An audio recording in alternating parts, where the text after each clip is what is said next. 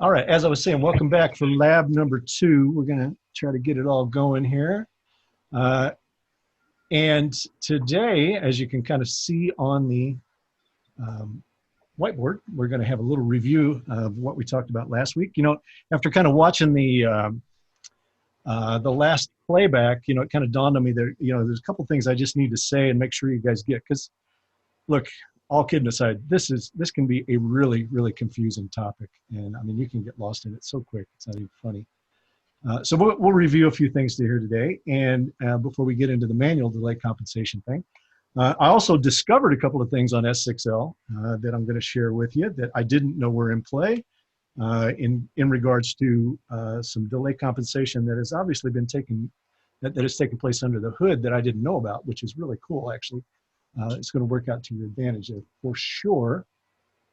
Also, last week, my friend Paul Dalen was asking about, you know, what comb filtering would sound like on a vocal or a guitar, etc. So I've got that kind of set up where I can demonstrate that a little bit. So hopefully we'll get through this fairly quick here and do that. And I'm going to start. Well, let's just start with some Q&A a little bit. I won't go too long here because we're going to run out of time today, I'm sure. But anybody got any questions that you want to talk about from last week? You need me to clarify something? Go over something before we get started here?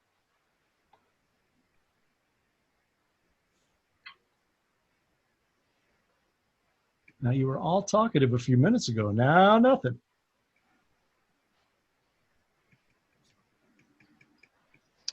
Okay. Well, then I got one. I got one for you.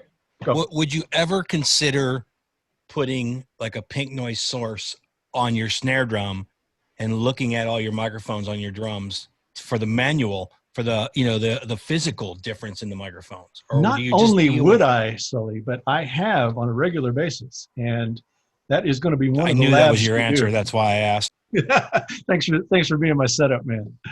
Yeah, absolutely. You know, just kind of doing microphone alignment, things like that. Yeah, I have a snare drum that has a powered speaker and an interface built into it. So we will do that in one of the labs coming up for sure. I was thinking about that last week, that would be a pretty cool one to show. I think I can do it here with an overhead camera to kind of show what's going on. Down and dirty would be a Bluetooth speaker sitting on the snare if you didn't have a actual snare. Well, yeah, and actually I'm going to show you a little additional thing there, which is how to get your overheads aligned properly left to right on a snare drum to put that snare image right dead center, and also make it be able to collapse a pair of overheads down with absolutely zero penalty and comb filtering on it. So it's pretty cool. I've been doing it for quite a while now, so I'll show how to do that, use Smaart how to do that. Okay, so no other questions before I carry on there? Christopher Dean? Yes, this is not S6L specific or even venue specific, correct? A couple of things I will show you today are S6L specific. All of the stuff we talked about last week outside of venues delay compensation applies everywhere, right? I mean, the concept definitely applies everywhere. It's just how you go about managing it on your given console, right? Follow me there? Yes, thank you. Yeah. All right, so let's review a little bit here. I think I got my Smaart going here. Let's just make sure. Yeah, okay. All right, so let's start with the discovery, what I discovered last week. And I thought I saw this happen last week when I was doing this. And I decided to come back and just kind of check on it. Now, if let's go to my share screen here. You guys, yeah, you all see my venue software, all this other stuff, right? Smaart, blah, blah, blah. Yes, we do. Okay, great. Yeah, if somebody can just be a little bit of a confidence monitor for me here, it'd be great. We see the luffs. Yeah. All right, so one of the things I discovered this week, and I don't know when this happened on S6L, because I don't believe it was like this when we first released it, but maybe in some of the underlying work that they've done over time on it, I think they might have just dealt with this. So here is some pink noise coming to you right through the left-right bus, right? And now I'm going to assign that to a subgroup that is also assigned to the left-right bus. Let me just do this one. There's no processing on this group. It's just assigned to the subgroup. So you remember we created that dual path there, right? Where An input is assigned to the left, right. An input is also assigned to a group to the left, right. All right, so check this out. So I'm going to turn on the group now, and you'll see the magnitude trace elevate, which means we're getting gain there, and the phase trace does not shift. So that alignment is already being taken care of somewhere, right? The phase trace doesn't lie here.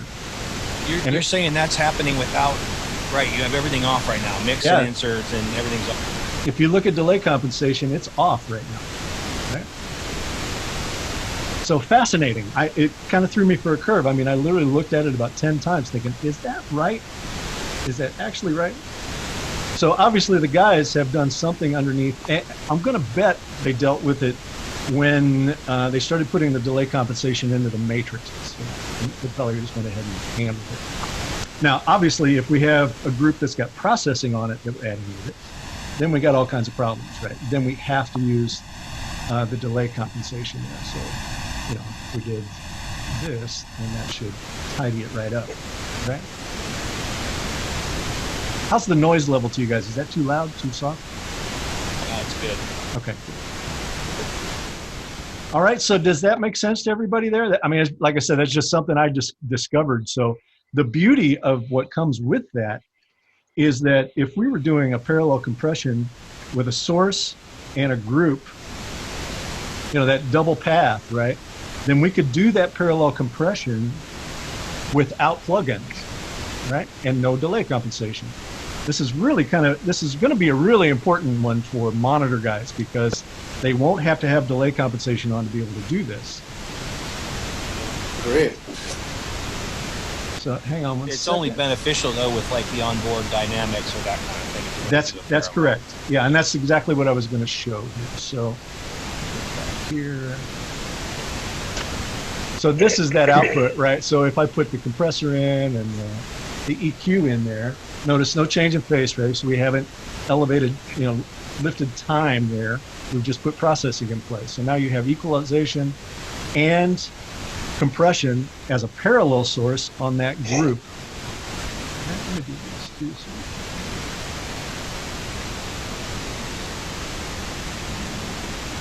There. All right, so this is the noise source. This is the group. This is the left-right bus, right? And as you can see there, as I turn down that group, magnitude trace goes down, magnitude trace goes up, no change in phase. I've got inboard, I'm going to start calling it inboard dynamics and EQ on that group. Right? You can start to see me put the filter in there. Whatever. Pretty cool, right? Good little discovery, that's for sure.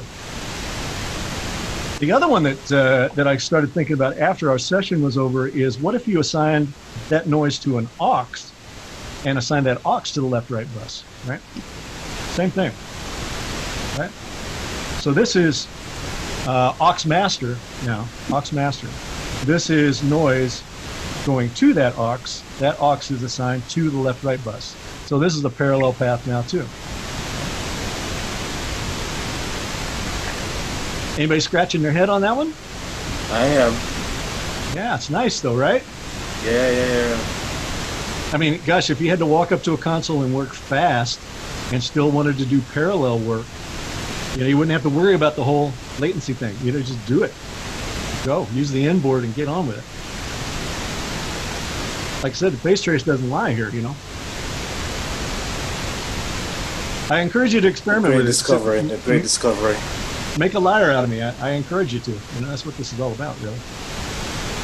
Now we just need the onboard compressors to have multiple different character modes. Well, now you're going to go muck it all up, You knew it was coming. Well, we can do that, obviously. I mean, obviously, just use the delay compensation principles we talked about and insert them on the group or the aux and go to work. All right, so that's pretty cool. That was a nice little discovery. All right, so let's start talking just a little bit about latency. I want to make sure I clear the air here just a little bit and make sure what I'm saying is what you're hearing, and it's what I mean. Mute your mics, please. Mute your mics. Everybody, mute your mics. Okay, you're gonna make me do it. Okay.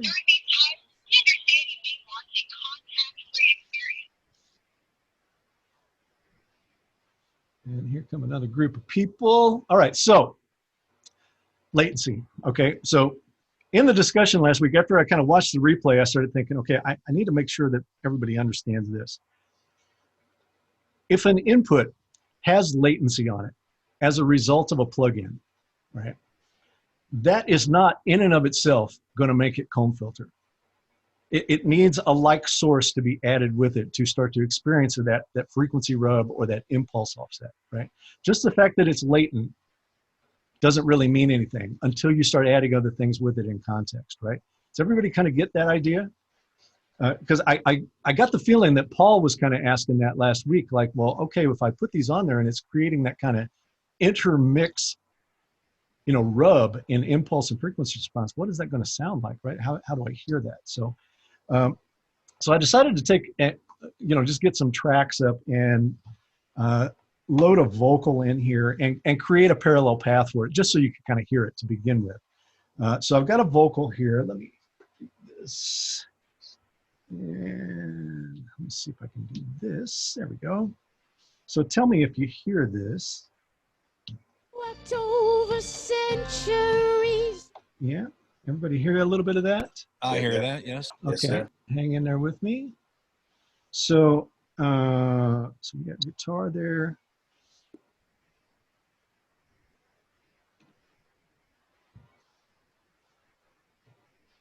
Stand by for me. Haunting my sickness. I walked over. Okay, so this is creating a parallel path for that vocal. No man could give to me, haunting my sickness. I walked over centuries. Now I'm just going to mute the parallel path and listen to what happens to the frequency response, right? Could give to me, haunting my sickness. I walked over centuries. All the hollowness goes away and all the weird shifty stuff in the middle. Yeah, all the buzzy top end kind of goes away too, right? Haunting my sickness. I mean, let's face it, guys. I mean, you know, we got at least a millisecond worth of offset here between the source and that second path that is coming up there, right? And so, you know, it's if we were gonna create a flanger for that vocal, what time would we use on our device? Probably about a millisecond or two, right? To create the flange. I mean, that's what you're hearing there. So the question becomes, and this points to a bigger discussion that we'll have at some point. How do I go about creating parallel paths for somebody or something at the input and keep it in phase, right?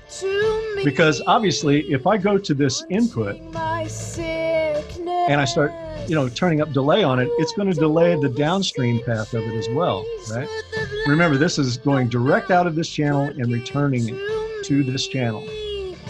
I want my parallel path to be post fader, right? If I turn down one, it turns down both. Everybody with me there? Yeah. So the question is, how do I get this all in phase, right?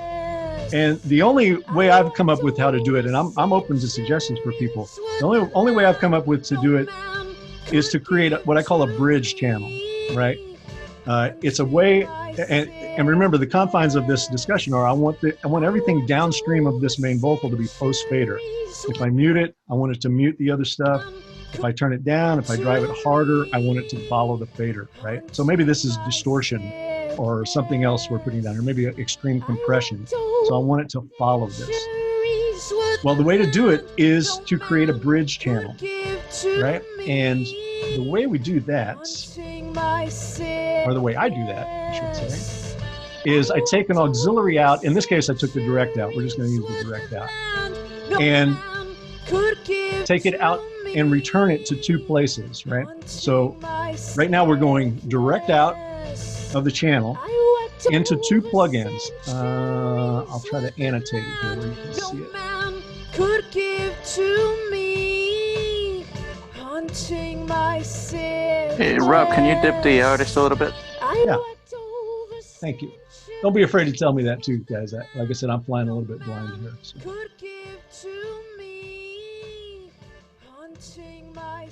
Come on, annotate. There we go. So right here, if you notice,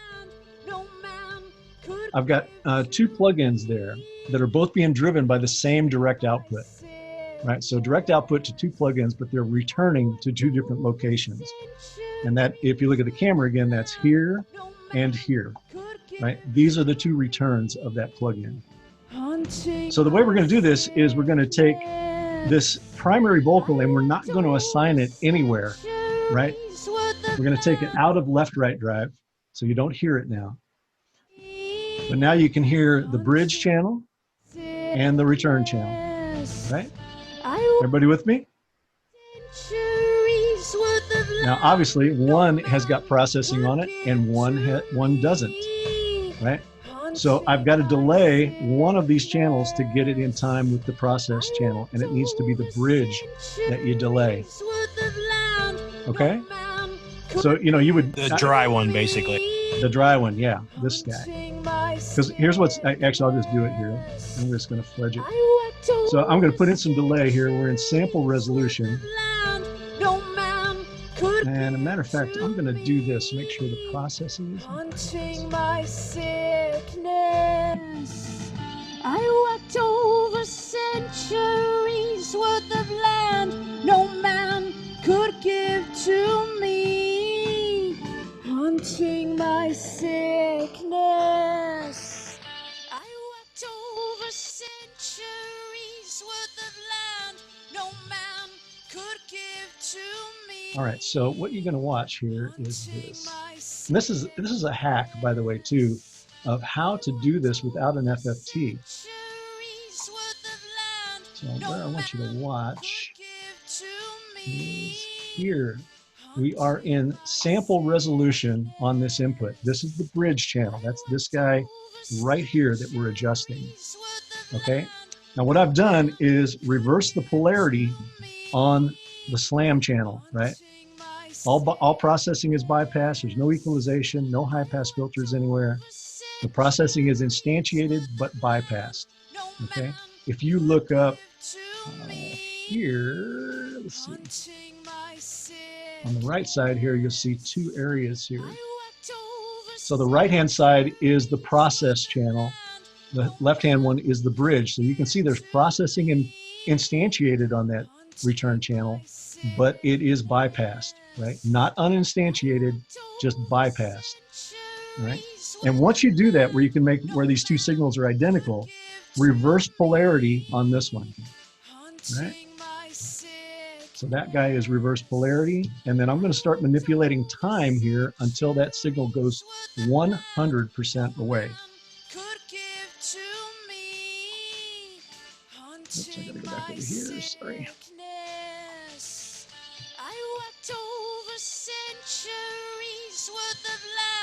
no man could give to me, haunting my sickness. Whoops. All right, so there it is. 171 samples. Right? Everybody follow that process there? So now if I reverse polarity again, or put it back to normal polarity on this process channel, it should come back in full glory here. Haunting my sickness. Right. So here's our compressed return. I'll go ahead and put some processing back in on that now, just so you can hear the difference. No man could give to me. I think I probably got something pretty extreme here. My sickness.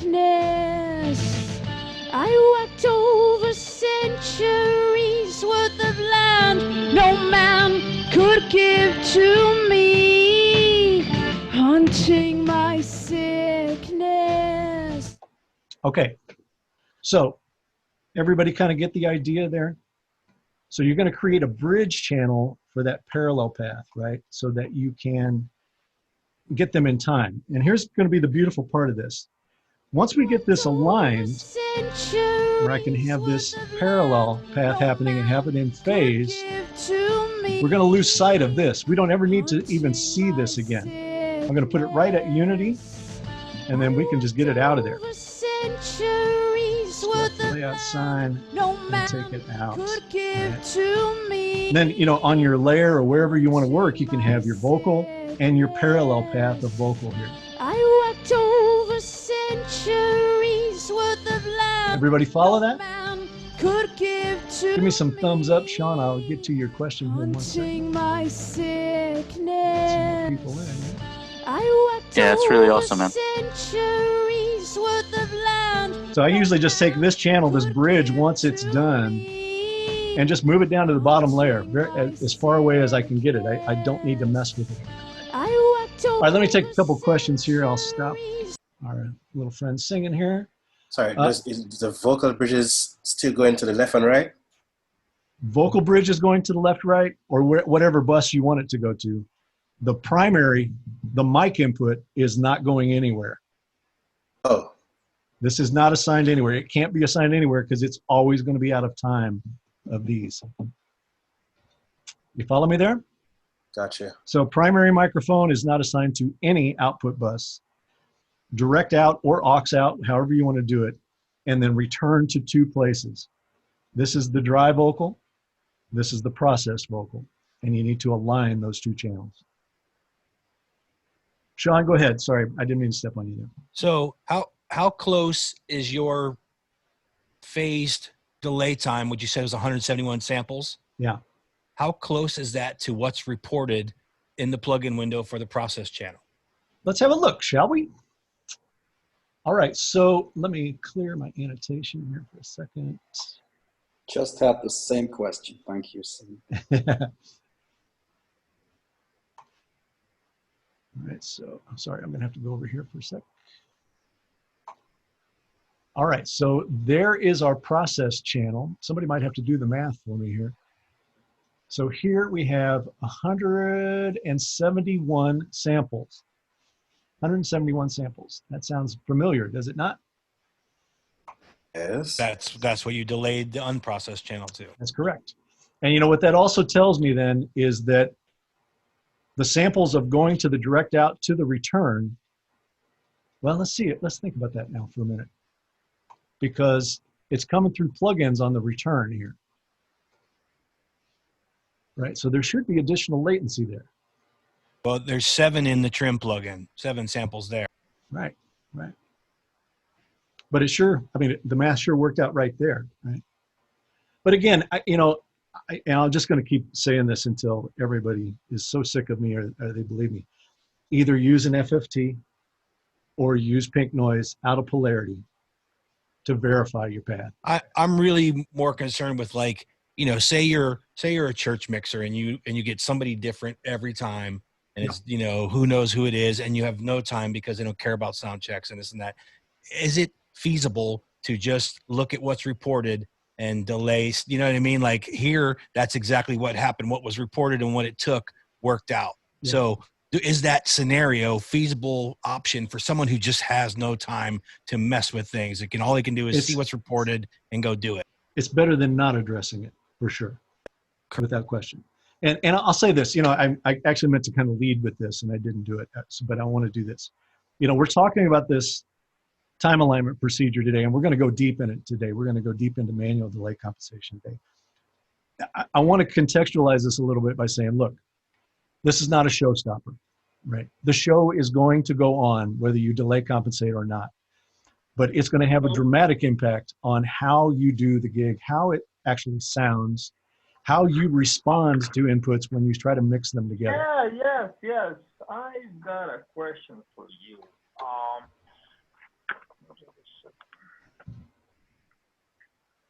Yes, go.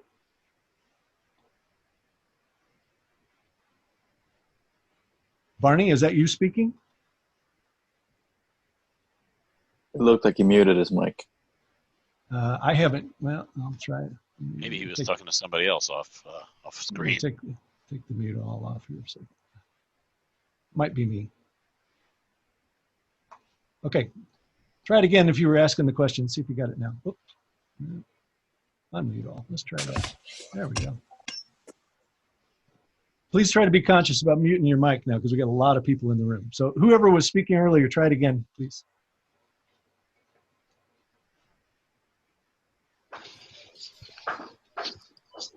One more time.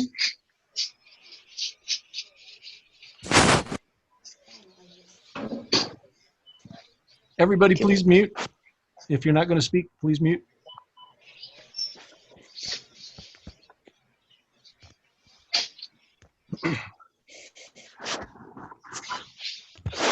All right, I'll come back to you if you have the question. Ricky, have you got a question there? Sully, if your question is done, please pull your hand down. Sorry, I forgot to lower my hand. That's all right. I noticed on the main input channel that there was a delay of 20 milliseconds? On the main input channel on this guy? Yeah, that was probably a leftover from me messing with it a little bit, doing some other stuff. But you could do that. I wouldn't necessarily encourage you not to do that. And I'll explain why when we get into full manual compensation, because there's a reason for this. There could be. Yeah. You're going to have to mute everybody, Robert. I don't think people are paying attention or listening or something because a lot of background noise. All right, stand by. Oh, boy.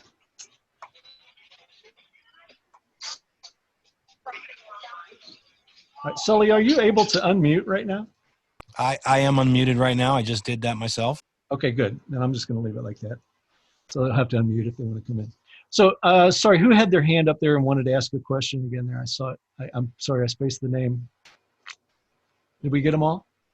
Anybody else with a hand up question? You answered my question about the input delay of 20 milliseconds. Great, okay. I don't currently see any hands. Okay, me neither, yep. All right, so everybody kind of get that, right? Paul, did that answer your question in terms of being able to hear just comb filtering on the vocal? It was super helpful, and everything you went in after it was great. I realized the real root of my question was not so much what would it sound like, but would you be able to identify it on the fly? Like if you walked into a show, yeah, or if you were at the console, or would you just say, something's effed up, I don't know what it is, and now I need to dig in and figure out what it is? Yeah, that's exactly right. And we'll discuss that. I'll try to give you a real example of that when we start. Actually, I'll do it here with the guitar. Let's do the guitar for a second. Maybe that will show it as well.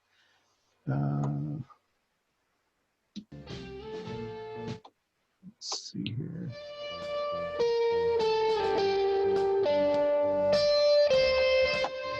Stand by for me. Let me just make sure my assignment's right here. Right.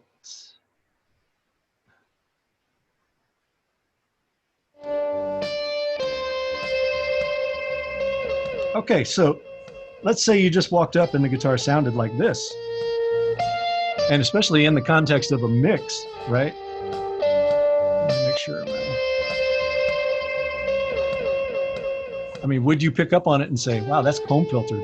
There's duplicate sources adding together there. Well, until you took away one.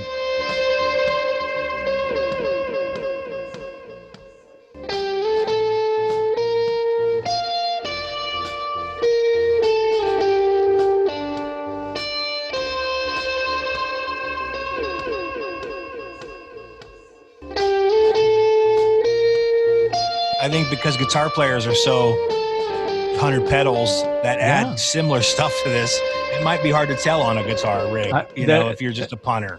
That's exactly my point, bringing it up. Well, not even a punter. I mean, one of us walking up and hearing it, be like, well, has he got some sort of out-of-phase pickup thing going on there? What's going on? Would you pick up on it and go, oh, wow, no, that's a pair of sources that are flanging there, that are comb filtering there. It's tough to pick it up, And I don't know if you agree, Robert, but I think it's important to point out that the time differences due to inserts really only matter on stuff that is extremely heavy amounts of bleed in something. Like, so if your floor tom has got this plug in and is not exactly in time with your kick drum as far as, samples are concerned, if there's no bleed in either one of those mics from the floor into it, you're not going to necessarily ever notice that problem being 10, 20, 100 samples out. Yeah, you might not for sure. But the thing as we start to go into the presentation here, the thing you need to understand though is as we start to shift and disconnect inputs from the output, meaning everybody's arriving at a different time. Yeah, we've changed the phase and the impulse relationship between those inputs, right? But also all of the background noise, right? I mean, there's offset there anyway because of propagation, but now right. Cumulatively, becomes a problem. Yeah. As far as one or two things being different, you might not even know.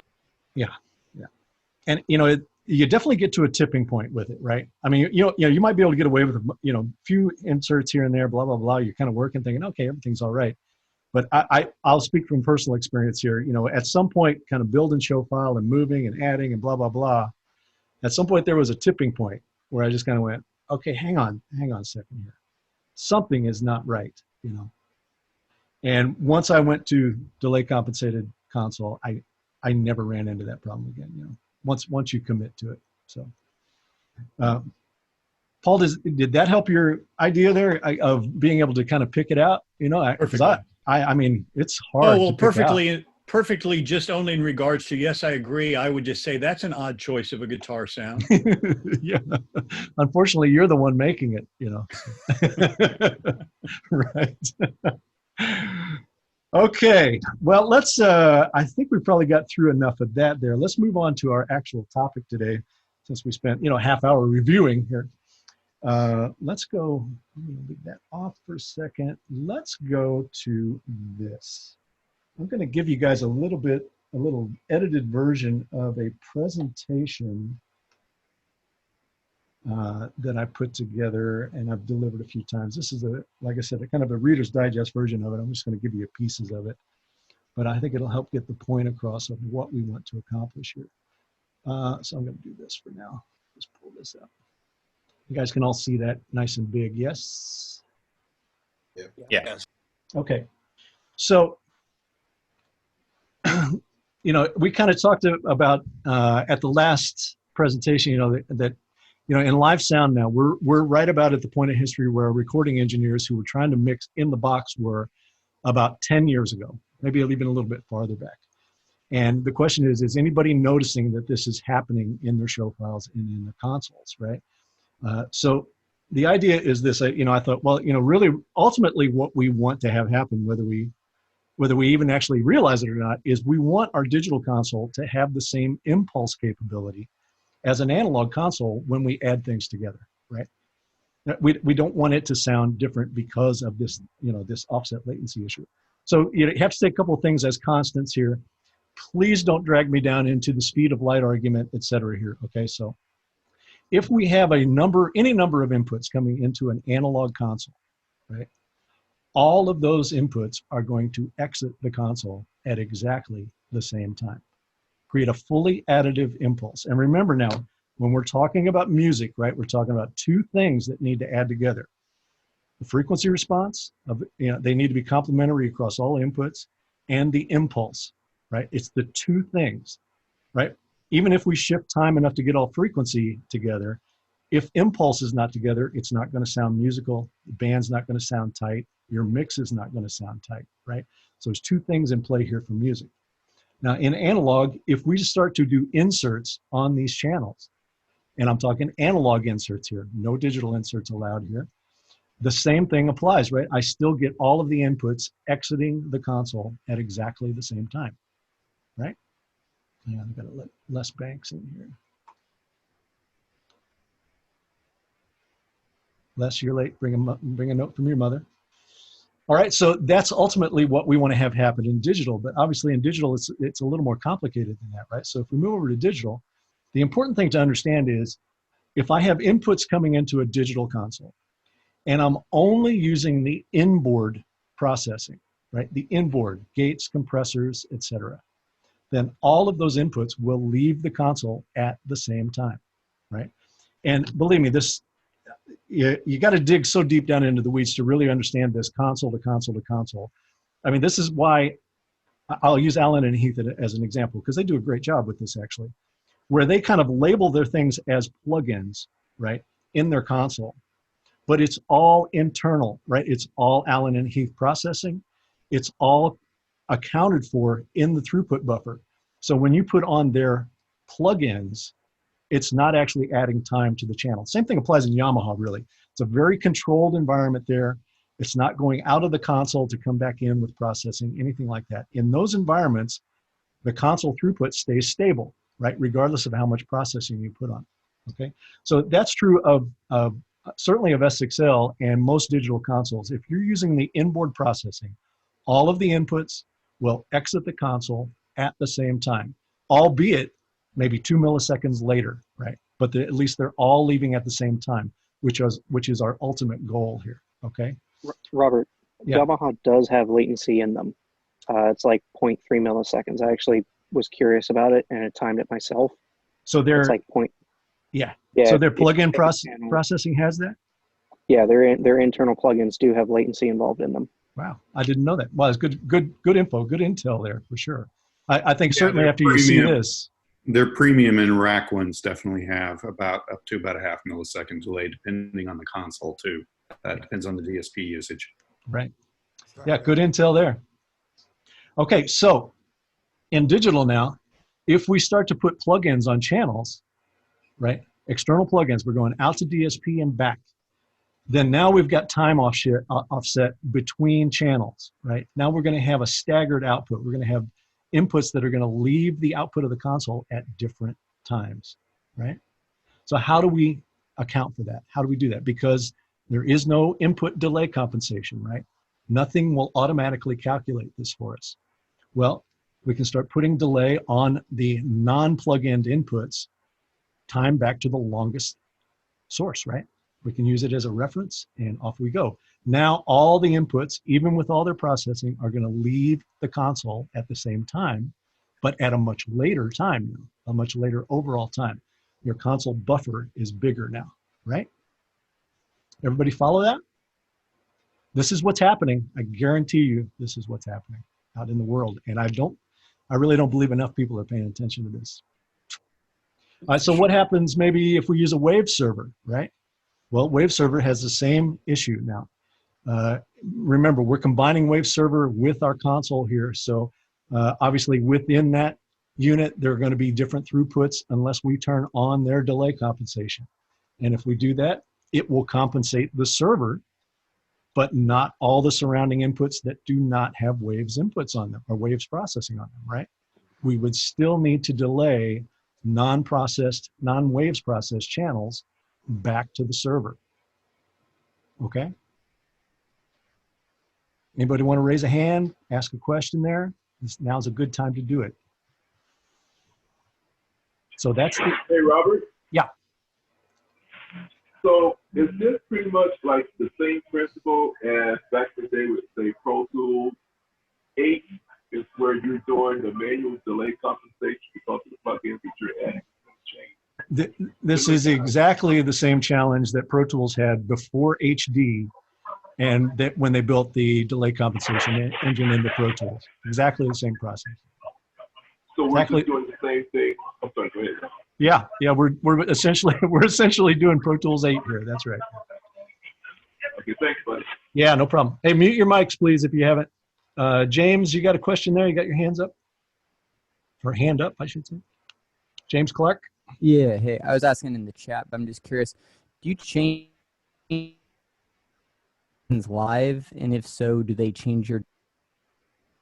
You kind of cut out there, but I think you said, do I change plugins live? Yeah, do you change? So if you go from drum parallel processing to some other effect or processing, I assume that because it's a different plugin, that's going to change your delay time. Like, what do you do to do you do that? And if you do, how do you account for that? Yeah, I would never instantiate a plugin during a show. All right, so, but I may have. I do this on my parallel path. I have 3 or 4 different processors in that and just choose which one I want to use song to song, but they're already instantiated, right? The time is already accounted for, right? Does that answer your question there? Yes, it totally does. Thank you. Awesome. So you're saying if they're bypassed or on, it's the exact same time?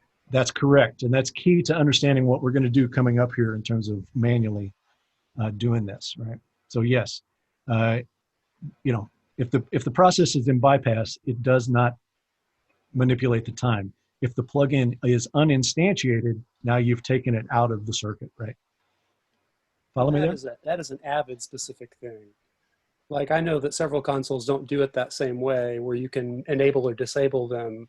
But in an Avid console, it's like Pro Tools where you can mute and unmute a plugin, but it's still in the chain, or you can bypass it, and then that changes the delay. Well, you're using the word mute there, and I'm going to assume you're assimilating that to instantiation, right? I know I went round and round with a couple of guys I was trying to help do this. We were using UAD stuff, and they kept taking it out of the DSP. You know, I think I can't remember the actual term that was used there. Maybe it was mute. But it would take the processor out of the circuit as opposed to bypassing the process on it, right? So the key to this is you want to have your time accounting in play all the time. You don't want to start shifting the inserts in terms of their time, right? Does that answer your question there? Or I see you look like you're deep in thought there. Like that might not be the case on some other consoles, right? No, that's what I meant. I shift back and forth between a Venue and Pro Tools and a D-Live. So sometimes verbiage kind of gets a little bit fluid. Without a doubt. That was when I switched to a Venue. That was the biggest thing, was the button that turns the instantiation on and off versus enabling it in the chain are two separate places. And those two separate steps are not always present in all consoles. Sometimes in a console, when you turn the plugin off, like you turn the plugin off. Yeah. As in uninstantiated. Yes, that's correct. Yeah. So the point is, you got to be careful here. You got to know that when you're doing this, right? Brian, you have a question there? A comment? Brian Norwood? Yes. I just wanted to ask, hopefully this sounds all right because I'm using cheap headphones, but you're good. So if you had a multifaceted program where you had someone that was speaking and they were also on iMag, would you just basically leave that alone? Or how much time are we talking about? Is that going to throw off the frame rate of the video? Yeah, so now you're speaking after. Now you're throwing a whole nother ball of wax into play here. Yeah, now keep in mind, I'm not talking about syncing to video here at all. And it would definitely mess with that. You know, you would definitely want to account for this, especially if you're going to build a console buffer that's been time aligned. You are going to have to account for that and leave it alone so that video can sync to it, right? You may even delay past the video, you know. So you know, especially if you're doing stuff to video here, that's a whole nother ball of wax here. It's a whole nother ball of time alignment that you need to do. You know, getting synced back with this kind of processing in play. It's tough. It's tough.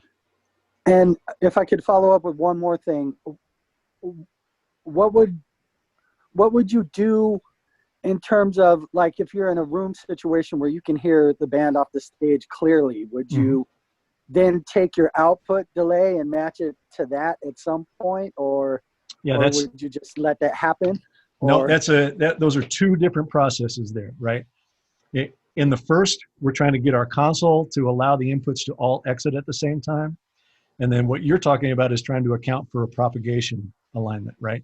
Where I'm trying to get a PA aligned with an acoustic source in the building, right? Did I understand you right there? Yes, that would be a better way of saying it. Two separate processes there. The first one that has to take place first is getting your console in alignment. After that, then you can start dealing with, you know, propagation delay and get your PA aligned to your sources. And I'll give you the bloody story. I actually went through this when I first started doing this. I was doing some pretty extreme alignment stuff, and I was using a pretty extreme sub-harmonic processor that was really latent. I mean, it had a lot of latency in it. So it was going to be the longest path that I was going to delay to. And by the time it was all said and done, not to dig in too deep here, but my entire throughput buffer was about 18 milliseconds on the console. And it sounded fantastic. I remember being so excited, you know, listening on control room monitors, just thinking, oh man, this is going to rock. Got into the big room, band is set up, PA is set up, pushed up the master fader. I can hear the back line before I can hear the PA, right? So all of that work kind of got trashed. I had to go back and find a boundary where I was like, okay, I can't have any more than about 11 milliseconds of buffer on the console. Otherwise, the band is out in front of the PA. You follow me there? So those are two different things. And kind of like what me and Sully were talking about last week, there's two processes here. And it's better if you use the right language with it. We're dealing with latency, inter-console latency here that we're trying to solve and get aligned. And then outside of that world, it switches to propagation, right? How long did the snare drum take to get to that microphone versus that microphone, et cetera? If I want to do additional alignment, then I have to do that after that initial console alignment is done. If you don't, you're just going to chase your tail. You're going to go round and round and round. Because one's going to affect the other. You need to create this as a constant on your console. Okie dokie? Everybody with me so far? Anybody's head explode yet? Yeah, not yet. Good. Okay, lots so of pre-production, lots of pre-production. Well, you think so, but I mean, and again, we'll probably do one lab, or I'll do something specifically on this concept. I have template show file that I walk into every show that I do with, right? That's already pre-aligned. It's already pre-processed, et cetera, but all the processing is in bypass, right? So not to go down that, but there are ways to make it where you can work really, really fast once you get the initial work done, show over show over show, okay? All right, let's carry on with the little prezo here. So we've time aligned to our wave server now, and again, we've got all inputs exiting the console at the same time, so we're winning right there, okay? So here's kind of what is happening, right? Just another little visual example of what's trying to happen here. So if we have plugins kind of scattered all throughout our console, as you can see here, I've just done it on some basic things here just to kind of illustrate the point. You can see that what is happening is we're messing with the impulse of our console, right? Of our mix. It's actually our mix impulse that we're messing with here. And, we have enough of this going on in the world of live sound to begin with. We don't need to be adding to it here, right? So the way we want to get around this is to do this alignment, whether it's, I won't say whether it's automatic because nobody does it automatic yet, but here's what we want to achieve, right? We want to achieve, oh, I missed one of the automations. I'm sorry.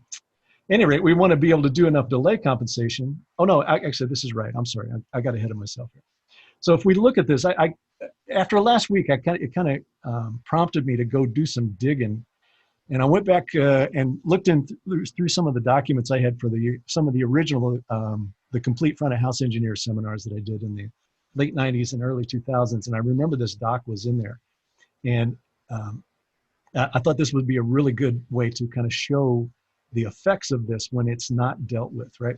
So this is from John and Helen's book. I think I got this during sim class, probably in the early 90s at some point. But what you're seeing here is two sources, right, that are offset by a millisecond, right? And remember, out and back on our PCIe bus right now is almost a millisecond, right? So before you even got processing in. So if we were to say, okay, well, this is the base DI, right? It's happening at this time. And here's our base mic, and it's happening at this time. Well, look at the degrees of offset per frequency there, right? It's not something that's going to be solved with a polarity button, right? You might be able to pick a choice of which one you like better, but these are not in alignment, right? You see our comb filtering formula in play there. Let me see if I can get to it here. Even an all-pass filter is going to only let you pick where you want it to be in phase. Right, right. So if you notice here, right, in our 500 hertz, right, this is a 1 millisecond offset, and you can see that that's complete cancellation at 500 hertz there between base DI and base mic, right? So, if I start putting a lot of processing on the base DI and just leave the base mic in the dust, they're never going to add together properly, right? They're never going to add together properly. You've got to get them in alignment to begin with, right? Here's another example of it, right? Maybe it's the bass drum, right? Maybe we're going to put a lot of processing on our bass drum, but not on our bass DI, or there is some sort of offset between those two things. Well, of course, they reside in similar areas in terms of frequency, and they certainly need to be together in terms of their impulse, right? If these two things start shifting out of time, right? They start shifting out of time. In this case, the bass drum is leading the bass guitar in impulse. And also you have a lot of cancellation that is going to go on. It's going to make it tough to add those together. Your chances of getting good tight bottom end with this decrease with every plugin you add, right? Because remember, the lack of low end, or the reason the low end doesn't sound right here all of a sudden is a function of cancellation. So if you turn them both up and you think, wow, okay, man, I need some more bottom on my bass guitar there. You can turn it up all you want. You're just going to make the cancellation deeper because it's a function of offset. It's a function of time, not level, right? Okay, so that's kind of what we're trying to solve here. We want all of these signals to have the same starting point, at least, right? Keep propagation out of it. We're not going to deal with that yet. We're trying to not, corrupt this whole mix impulse with things that we were doing on the input side. You with me? Copy. Yeah. Yeah, it's super important. And in live sound now, we're just glossing over it so badly right now. So badly. Alice, yeah, have I got your name right there? Stefanachik? You have your hand up? Go ahead.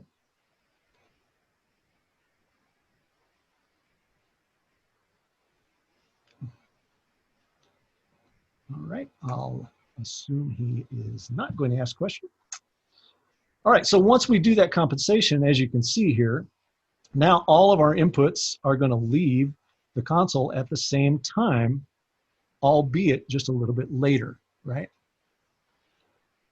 So that's what we want. We want to get that impulse back together, and that's going to ensure that they have the best chance to add together in terms of frequency response, et cetera. Because even if you took the approach of, I've kind of had, I don't want to call them arguments, but discussions with guys that say this. It's like, well, if I have one signal and another signal, and they're two very different frequency responses, like this guy has no bottom end in it, this guy has all bottom end and no top end, then it really shouldn't matter, right? They should add together. I mean, it won't matter because there's no overlapping frequency response. Okay, I'll grant you that. But this is music. The impulse still needs to be together, right? We still want the impulse together. I mean, if that was true, then I could delay this one way out. And that argument doesn't hold true, right? Because now their frequency response addition is not mattering because they're in two different frequency ranges, but the impulse is completely wrong now, right? You follow me there? I know this is a tricky subject, man. Tricky subject. Hey, Robert. Yeah. Hey, I was just going to say that it really makes a lot of sense because this would just totally set everything up, to be able to really tune the PA properly, I would think at this time too. Oh man, if you're tuning PA with tracks as opposed to using CD or anything, and you don't have this sorted out, man, you're in a world of hurt. Yeah, it just seems like it puts everything right in order right out of the gate, Yeah, because you're going to blame things on the PA that are actually happening at the input stage. Right, you're going to hate 250, and it's not the problem of the PA. It's a couple sources making it weird. Guilty as charged. I've done it. I have absolutely made that mistake. Absolutely done it. Yeah, makes sense, man. Troy, you have a question there. Troy Narworld. Sorry, I'm terrible with these names. Is there a good way to measure this on a basic board like an X32? Measure the delay coming in from the effects or anything like that? Yeah, I'm going to give you a hack to do it. I kind of showed it earlier. I don't know if you were here. You can use pink noise to do these kind of alignments and actually do it really effectively. More so, you can do it more effectively in digital than you can do it in analog for sure, because in digital, you should be able to get down to the sample and create absolute 100% cancellation between two sources. And once you've done that, then you can say they're in time with each other. Now just reverse polarity and off we go. It's not 100% accurate because you could just rotate it enough to get more cancellation, but it's a really good hack. I mean, I used that in analog for years doing this kind of stuff in propagation. Yeah, because the X32 will only do milliseconds. It won't do samples. Oh, that's a bummer. That's a bummer. You'll have a tough time getting there because you got to get down to sample rate resolution there. Yeah, that might be a little bit of a challenge for you there. There's no way to change that on that console? No way to change the resolution? Most of those lower level inexpensive digital consoles don't have anything finer resolution than 1 millisecond. Ouch. I call it a digital The console. good news is, though, my church just bought Waves last week, so maybe I can figure out how to get it to work. Well, I wish you luck. If you run into challenges, bring it to the lab, man. We'll try to sort it out for you. My friend Gear has a hand up. Let's see what he's got to say today. Gear, how are you, my friend? What's happening? I'm fine. It's a bit late here in Norway, but I had a nap earlier today, so I'm awake now. I was just wondering about the drum thing, when you have the snare drum and the overheads and you do time alignment. So you have the mixer all set up like you show on the screen now, and then you find that, oh, I want to add whatever milliseconds to those microphones so that they are to the snare mic, so it's in time with the. So do you then add that millisecond across the whole mixer, or what do you do? No, because that is, once your mixer is aligned, then you are doing a propagation alignment there. That time will be in addition to what is already on the console. Only on that microphone? Only on that microphone, yes. And you're going to head down a road here that is going to be, that can have some controversy in it, because, you know, and I'm just going to speak for me here. I'm not trying to tell anybody what to do here. I never do that. I never delay a snare drum up to the overheads. I just don't. You don't? I don't. Why? No. Because I want that spatial element in there with the overheads. I actually like that offset. I like what it does to the tonality of the snare drum. When I concur. I never do it either. It's always natural. But what Robert doesn't tell you is how high he puts his overheads up. Well, and the other part of my overheads is it's part of the snare sound. I mean, I probably don't high pass it more than 200 hertz. I mean, just barely past the fundamental of the snare drum. So that overhead, and I think there are probably some guys in this room that would verify this for me.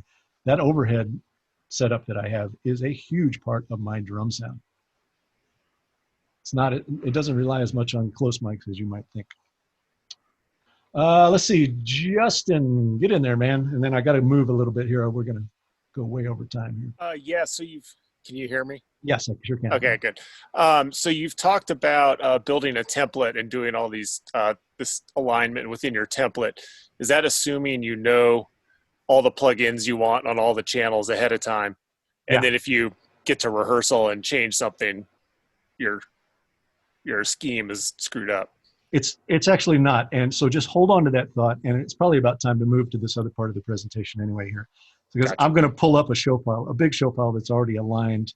And we'll kind of go through how to do it, and I'll show you how to manage that situation right there when you want to make a plugin change. Okay. Got it. All right. So let's carry on with the little prezo here, because we're going to get into how we do this here. So I'm going to show you a manual delay compensation method here. There are some ground rules to doing this, and it is when you're getting ready to compensate. One of the things you have to do is ensure that all of your processing is in bypass, right? All equalizers, all dynamics in every section of the path that you're going to measure have to be in bypass, because you're going to use the phase trace to analyze this. If you're not going to use the phase trace and you're going to use polarity to create cancellation, even more important that you do this, because there can't be any difference between your source and your reference. Got to be the same. Yeah, they got to be exactly the same, or you won't get complete cancellation. Okay. So that's rule one. You have to be able to bypass all of that immediately or intently to do this. Second part is if you have times in there already, meaning you've already done a propagation alignment, maybe you've aligned your snare drum to your overheads, log that time, write it down, and then take it out. You can't have any delay on your inputs when you start here. Okay? I mean, you can, but you're going to adjust them either way.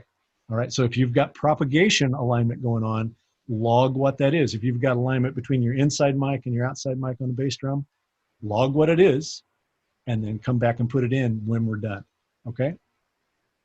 Third part is you're going to patch pink noise directly into all your channels. And we're going to, certainly in FFT mode, we're going to use that as the way to analyze what's happening. Okay? So here's kind of the way I do it. So you can kind of see the signal path here. The primary thing that you got to do first is discover your longest path. And it might take a couple attempts to figure out what it is. You can kind of get some sense of it. In the show file that I'm going to show you today, and almost always in my show files, the snare drum ends up being the longest path, all right? So as you can see, there is a snare top, and it's going through a parallel compression return that also goes to a drum submaster that is assigned to the left-right, okay? And then goes up through a matrix. That's going to be our measure path, right? Our reference is pink noise just going up directly into a matrix as well and going to the reference of Smaart. Are you guys seeing that?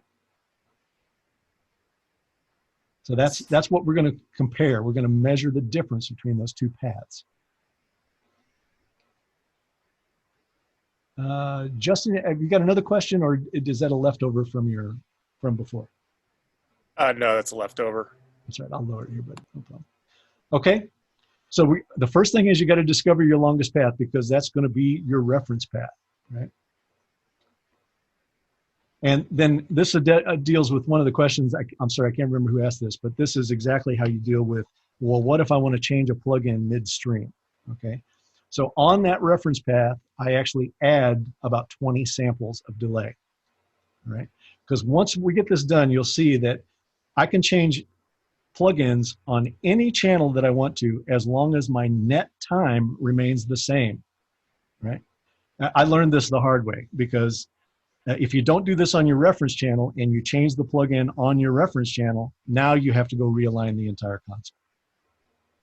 Whereas if you put some buffer in there, you put 20, 30 samples in there, now as long as the net time for that long channel is the same, like if I take a plugin out or I put a different plugin in, I can adjust that 20 or 30. Like if I add a plug or replace a plugin that is 7 samples longer, then I'm going to take 7 away from that 20, and my net time is going to be the same. Robert, can you quickly explain how you route the pink noise source to where you want to measure? In this case, and you'll see this here as well, I'm going to show it in this next slide.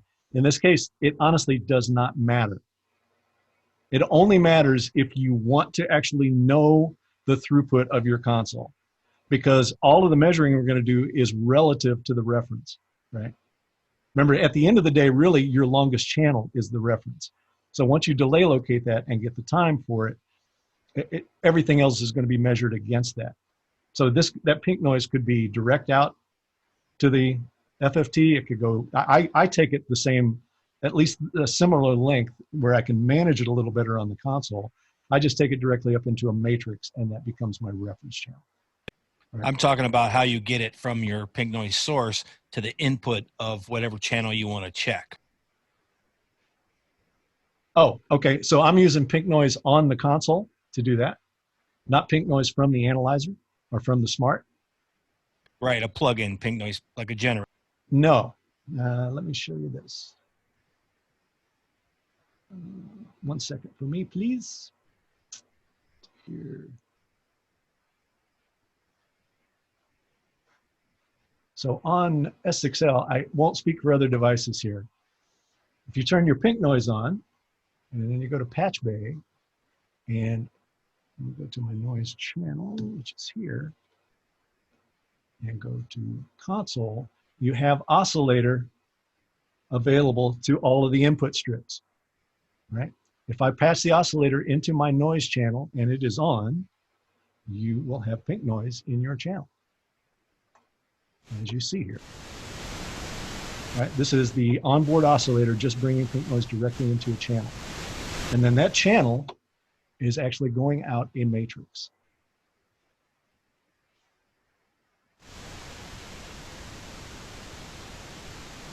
This guy here, right? So it's just coming up there post fader. Oops. But Robert, looking at your drawing, that channel could, the way I understand the drawing, that you introduce a delay in the first pink noise channel, or is that because you have the generator is the pink thing on the top, and then you send the signal into the snare top, and then you send it to the pink noise channel, then it goes through there before it goes to the FFT, so there is a delay in that. Am I just confused by your drawing, or is there? No, you're not confused by it, because there would be a throughput time on the pink noise channel, getting it up to the reference, but it doesn't matter, right? It doesn't matter because we're going to, once we delay locate, everything is going to be measured against that time.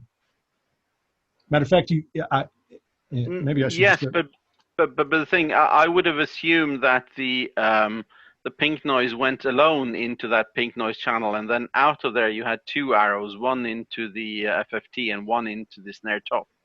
Oh no, you're missing a hop here. There should be a hop right here. This doesn't go here. Yes, and that so I would have assumed that the arrow coming from pink noise down to the snare top wasn't there, but that rather that line came from the output of the pink noise channel at the bottom. No, this is pink noise generator simultaneously supplying pink noise to the pink noise channel and to the snare top. One generator supplying two sources. Yes. And then output of pink noise goes to reference. I don't understand why you want to go through a channel before you go to the snare top, because then you have. I don't. This does not go here to here. No, I understand that, Robert. I just don't understand why you would want that pink noise channel latency in there, because you could send the pink noise signal directly to from the generator to the reference output. Reference output, yeah. I do it so that I have a fader control for it, and you're going to see here. It doesn't matter. Okay. I yield. Is that the American word? Yeah. I mean, if we were getting down to brass tacks and you wanted to know the throughput of this channel measured against the reference, okay, I'll grant you that. But I mean, to do this, let me see if I got it on the next slide here. Robert, I think what's confusing for people is how are you routing your oscillator from the internal oscillator of your console to the snare top? A similar deal here, which again, we'll see once I get to it here. But let's go there and do it. Actually, I'm going to need to load the show file here. I'm not familiar with that console, Robert, but I know on a Digico you would just go to an alternate input. Is that what it is? It's an alternate input? It's just an input I've assigned to it. No, and I wouldn't go to an alternate input here. Like, for instance, I'll just do it here because we're going to reload anyway. So these are all my routing. Yeah, you have a routing. These are all my processing from the oscillator, channels, right? These are all input processing channels. Well, now they all have the pink noise going into them. That's what I wanted you to show so people can understand that it's routed from the oscillator to the input. You're changing the routing from its normal source to use pink noise as the source instead of the normal head amp. That's correct. That's correct. Gotcha. Yeah. So let's go here. I think this will clear it up once you guys see it actually. Well, that clarified it. That clarified it. Okay, good. Good. All right. So once we get that alignment to that. Back here. Once we get this aligned to the Smaart, right, when we do a delay locator, right, from that point on, we just plug that pink noise into every other channel and adjust time here to get it to match the snare drum. Yeah? You'll see it. You'll see it. Just a quick question, arbitrary perhaps. Why is snare drum your choice is longest? Because it takes the longest to get out. Because overhead. Just by the processing he has on. Yeah. Yeah. Okay. All right. Yeah, because in my world, snare drum has 4 plugins on it. Because remember, I do a lot of analog emulation, especially on this kit. 4 plugins on it that go to a parallel process that have 4 plugins on it, whether I'm using them or not. And then that goes to a master bus that has 3 plugins on it. So that path just ends up being the longest. It's not that you're choosing it; it's choosing it for you because it's the longest path, right?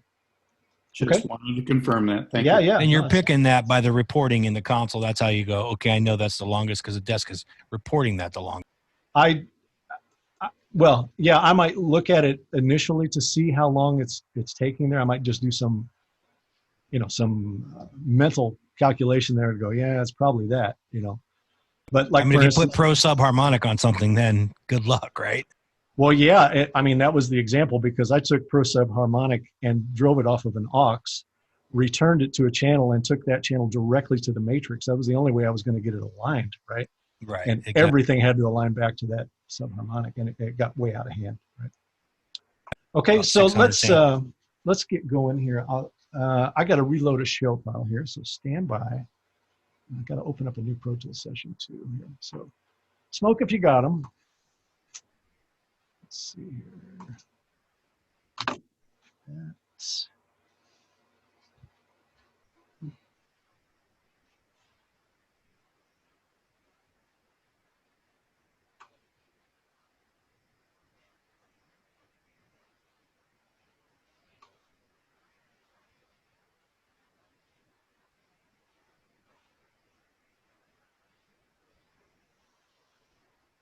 okay. Let's see. Hopefully this doesn't come blasting out.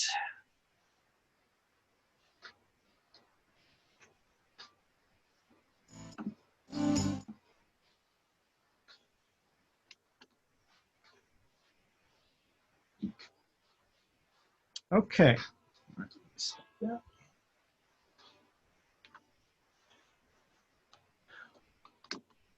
Okay, so I've got a layout here. Let's get this up.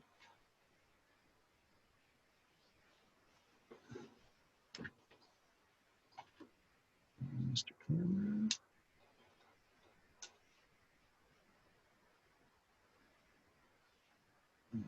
Swing this out of the way for a minute. Okay, so what you're seeing here, we're just, for doing this, for the purpose of this demonstration, we're just going to time align the drum kit, okay, and make sure it's right. But this, as you'll see, the same process applies to everything. So what you're seeing here are my inputs, and it's kind of separated by blanks, if you can see it. So this is my drum kit. This is all the parallel returns for the drum kit, meaning I got that bridge channel and a spank channel. And then this is reverb and plate, or room and plate. And then as we get over here, this is the 3 auxes that are involved in the drum kit. This is the drum submaster, pro sub, which we don't even have to worry about. This is going to be the main left right, my main left right. And then I've got my matrices down here where you can see it. All right, so for instance, if I was to play the drums, you can see them come in here.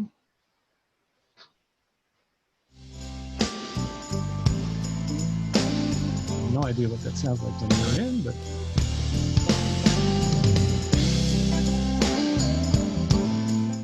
okay, everybody kind of get the idea there?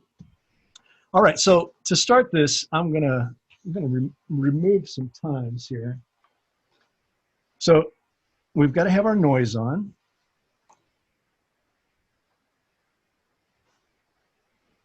So here's my noise channel, and if you look, let's see here. If you look, you can see that coming into my reference channel on Smaart now, right? That's going back up through that matrix channel. All right. Now we're going to, just for the sake of doing this, if we have kind of discerned that our snare top is going to be the longest channel, we're going to patch some pink noise into that channel and check it here. So top, and we are going to patch pink noise into this. Okay. Now, what's the first thing that we need to do, right? We need to bypass all processing in that path. Okay.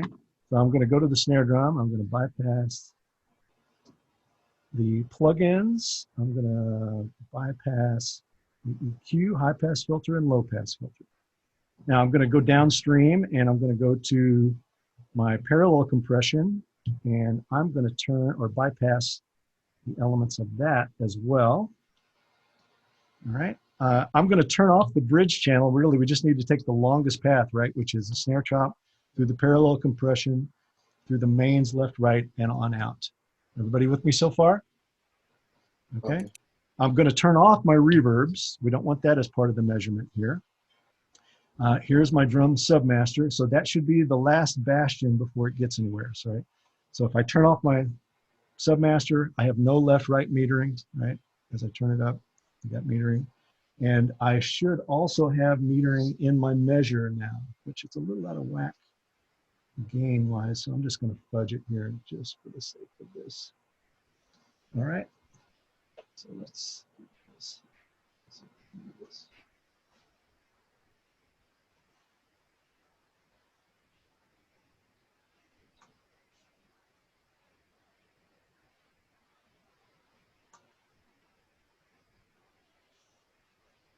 All right, so as you can see, there's no time there right now. We haven't done any kind of a measurement or alignment or a delay finder in our Smaart, right? So we got to do that now. We got to know how long this path is that we're looking at.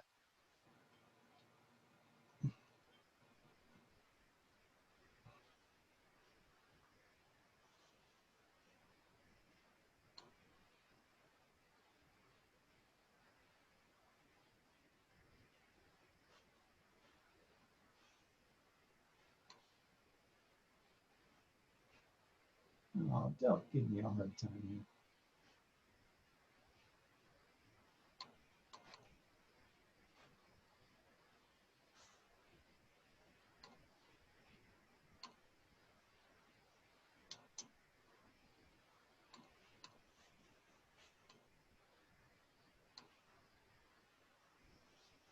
Okay, so you can see that the phase trace has got a little bend in it, right? That is because I forgot to turn off my plug-in processing on the main left-right bus. So do that.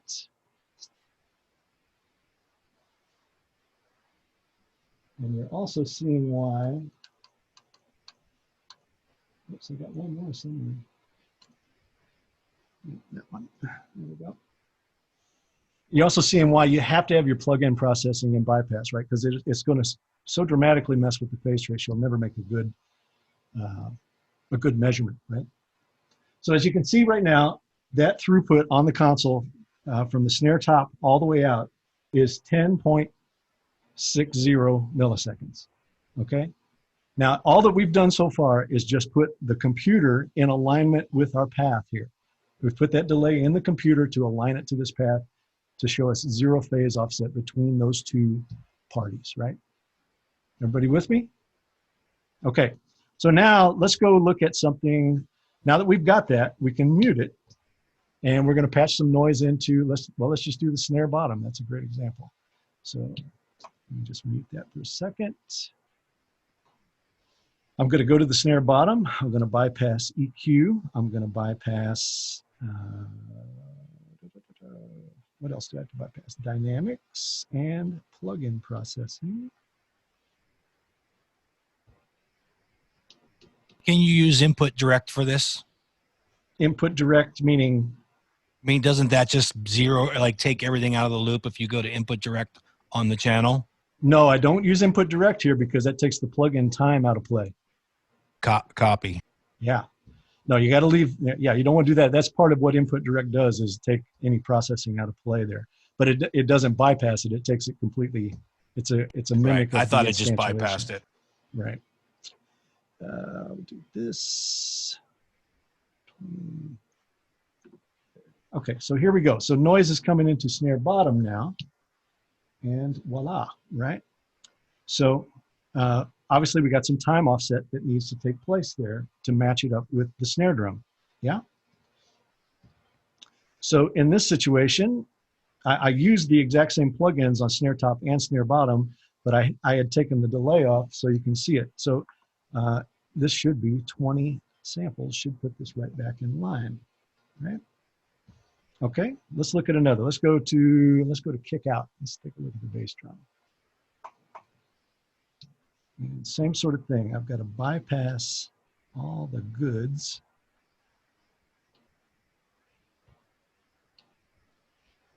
And I'll bypass the time.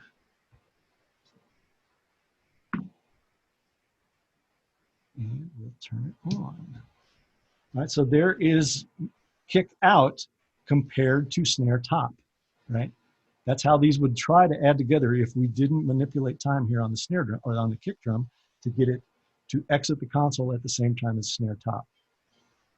Right, so I'm gonna go, I'll go here where you can see me do it.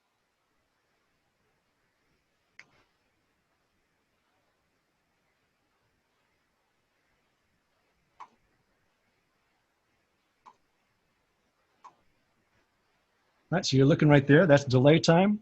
Right, I'm going to put it in circuit and just start taking it up, and you'll start to see that comb filter go away.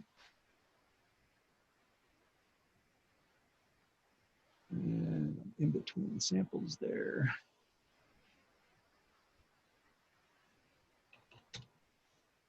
Okay, so now all we've done right now is just verify beyond doubt that the kick drum and the snare top are going to leave the console at the same time. Right, that's the ultimate goal here. Just like an analog console. Just exactly like an analog console. And I'm just going to tell you something. I'm going to go out on a limb, say something controversial here. When you get this right, you're going to be amazed how much closer it sounds to analog when you're mixing on it. Not kidding. EQ, everything responds better, you know, when you don't have these offsets in there. All right. So if you also notice, you'll notice that my time was 54 samples, right? Well, the way I always keep track of this, because, you know, the worst thing you can do is reach up to grab, you know, the low pass filter and accidentally grab the delay time and manipulate it and go, frack, what was my delay time on that to keep it in alignment? So if you notice in my names, I have in parentheses the amount of samples that input needs to be able to be in alignment with the console. So notice it's 54 on the 54 on the delay. Get over here. And it's also 54 here, right? Amazing. Yeah. I don't want to fluff you all here, but once you do this on your console and you hear what it feels like to mix with this, you'll never go back. Robert, that's Robert based just on the got premise everybody arrayed. that you're using a lot of plugins or plugins on a lot of channels. Yes. Yeah. And I'll let the cat out of the bag here. I'm not scared of it. And you did mention last week how much latency does the Avid console have without anything on? What was that? Without anything on, I think it's samples. just under 2 milliseconds input to output on the console to start. Okay. Just because input to output. Yeah, I remember input through stage rec. I started a conversation with somebody else about that, and I'll get back to you about that. Yeah. So this is very interesting. Yeah, so obviously we're adding time to it here, right? Yeah, so one of the English desks has a couple of samples from input to output. And so I'm interested to find out how we're going to manage on that end of things and compare it to both. Yeah, I think the Allen and Heath, I think is probably the lowest one that I know. I want to say it's somewhere in the neighborhood of. It's 0.07 milliseconds. Yeah, I was going to say it's somewhere between. It's under a millisecond. So yeah, I spoke to Fernando a couple of days ago, and he mentioned between almost 1 to a couple of samples from input to output. I'll see on the SSL. But that's to be debatable, I guess. Wow, that seems impossible to me. That's what I'm saying. That's including A to D conversion. Mm-hmm. I think you're talking about bus hop to bus hop on the SSL is sample to sample is just one sample. That I'll buy. I don't know any A to D converter in the world at any sample rate that is at one sample. Same here. So I'm interested to see how that's going to play out. We touched base on it very briefly. And I told him I was interested to find out what his take on it. And he's got apparently a run around on doing exactly delay compensation manually on the SSL. So great. I'm waiting to see how that plays out. Well, I got a feeling that you guys are probably talking slightly about two different things there. If you're talking full input to output, it can't be one sample. If they're talking about once it's to digital through any output, yeah, I think okay, he may have misunderstood my question, but I suspect that you're probably correct. Yeah. Okay, so all of you probably are sitting there thinking right now, are you out of your freaking mind? There's no way I could do this on a show day. I mean, are you kidding me? And the answer is yes, that's exactly right. You would never, ever want to try to do this on a show day, right? You want to have this pre-built and pre-aligned, yeah? Hang on, I'm going to get to a couple questions here too. Dave Stagel, I'm sorry, Alex, you're first up, bud. Alex Bolis. Yeah, sorry, Robert. That's all right. I'm just wondering about what is now difference or what problem I'm running into if I do this matching without without the measurement system, just using the I call it the counter, which I have on the desk, which also shows the samples before, after Sally's question with the 171 samples. Yeah. Well, you can use it. I don't want to lead you to believe you can't use it. Here, I'll give you the, and we can go back to the hack here if you want to try to figure it out. I just don't trust it. I shouldn't say that. I don't trust myself to not account for samples here at times that might be going through a bus or whatever they're going through. You know, I want something, at least for me, I want something that's more assured that I know exactly what's happening there, right? So you could do the same thing here with polarity, right? Remember the polarity hack I showed you? That's what we have metering. We're not infallible. Right, right. So in this situation, we've got the bass drum up right now. We're going to measure that against the snare, right?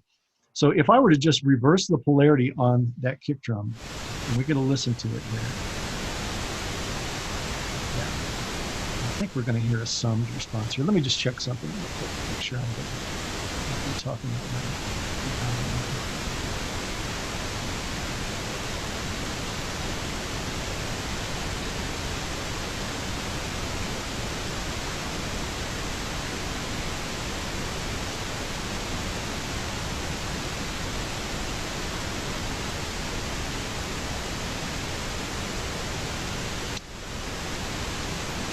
Yeah, so you guys aren't going to hear this here. I'll try to get this set up for our little review next time. Because really what you want to be able to hear is a summed response of your pink noise and the channel you're measuring. And if you can do that, then you can reverse polarity on this channel and start manipulating time until they completely cancel, and then flip it back out of polarity. Go back to a normal polarity. Now, you guys are listening to a different bus there. I can't get them summed together there. You could do that. Is that okay with everybody? You guys understanding that concept there? Same process, really. And you can see it on Smaart there. If I do it, it's right. Like if I let's see. Yeah, if you see a reverse polarity on that, look at the phase trace. It jumps all the way up to, all the way down to minus 180. Dave Stagel, bring it. Yes, I wanted to mention a couple of turn off the. We'll do this 1 second. Thank you. There. One thing I wanted to mention for people, since we're talking about plugins, if you're using this method with Smaart and you're looking at stuff, some of the manufacturers, if you're running through, say, a multi-band compressor or something with a crossover network in it, there are some manufacturers where when you bypass it, and I know this was the case on the original venue, and it might still be the case like if you're working in something like multi-rack or super rack, if you've got a multi-band compressor on there, sometimes bypassing it doesn't shut off the crossover network. So all those crossovers will whack out your phase trace and you will not be able to see it get in the line. So even if you bypass those filters on the plugin itself? Yes. And I just mentioned that because I've seen guys where they've got their vocals going into a group and they've got a C6 running on that group, and then it's going into, say, another C6 on their master, and there's all these different, like, you're just stacking crossover networks, and anytime you're going through a crossover network, we're just adding more and more phase to it. Yeah, big time. Yeah. Well, that's unfortunate. I'll try to experiment with that. Yeah, I don't know if the McDSP stuff does it. I don't have any of that. And it's one of those things that might not be happening anymore, but I know in the past that's something that's bitten me.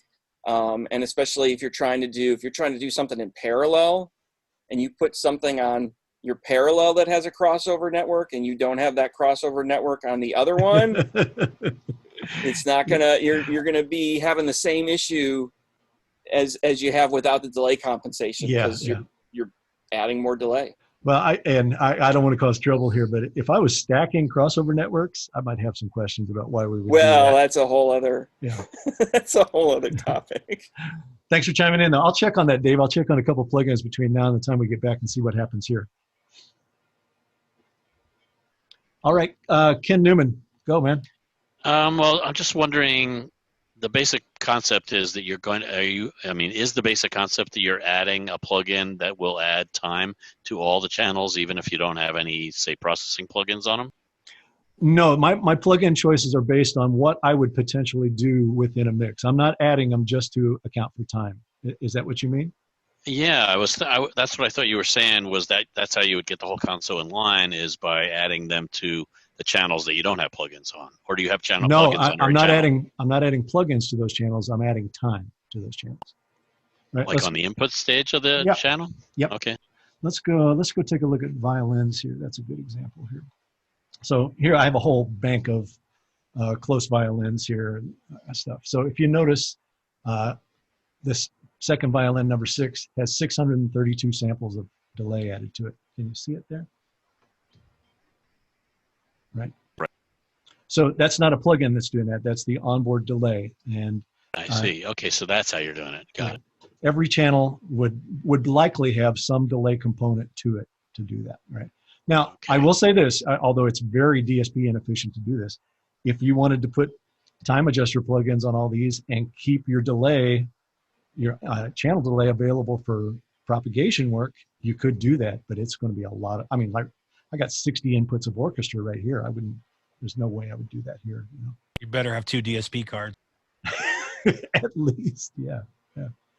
So, I mean, you know, I was going to show you this anyway, just to kind of cop to it, you know, like for instance, one of the things I do on my drum kit and bass guitar as well is I have preamp emulation on every channel, pulse X style equalization on every channel, and tape saturation on every channel, right? On every channel of the drum kit, because I'm trying to create an analog emulated path there. So obviously those channels are going to can be significantly later than other channels, right? Obviously, I don't have that on the violins here, so I've got to delay the violins to get them to catch up with the other pieces of it. Is it making sense to everybody? Yeah.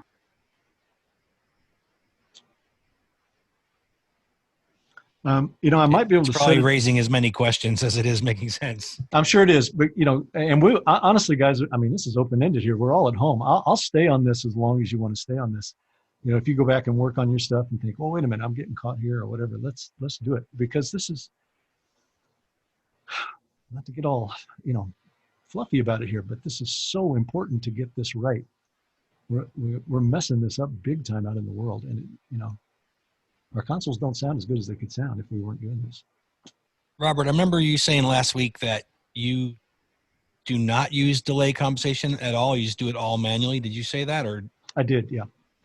I don't even, like if you use this method, you don't have to worry about it. You know, all your double buses are already accounted for when you do this, right? Like, but isn't the output delay on the venue consoles only affect if it's routed to its own output and not to the stereo bus? Say that one more time.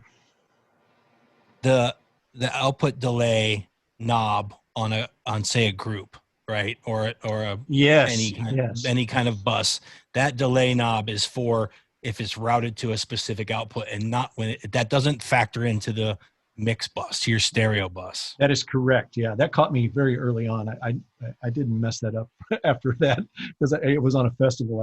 I screwed that up. But yes, what Sully is alluding to here, if you go to the output buses, and I'll do it here so you can see it. Like if we go to a group or an aux even, and we put this delay in place here, that is not, even if this aux is assigned to the left-right, that is not impacting that to the left-right bus. That is impacting it directly to a physical output, okay? So don't get fooled by that. If you want to manipulate time on a group bus, you have to actually insert a time adjuster or something else to do it, right? If you bring that back in, that doesn't affect that. Say that again? If you bring that direct out back in. I didn't address a direct out there at all. Where did you hear direct out? No, I'm asking the question. If you were to take that delayed output and bring it back into the console, then it would affect where you route the fader you brought it back into. Yeah, of course. If you physically patch that physical output back to an input of the desk, yeah, you would be able to hear it then. That's more work than a time adjuster plugin, though. That's way more work. Yeah, no doubt. Okay, so yeah, good call there, Sully, for sure. What was I just going to say? I got my brain got push left there for a second. Tell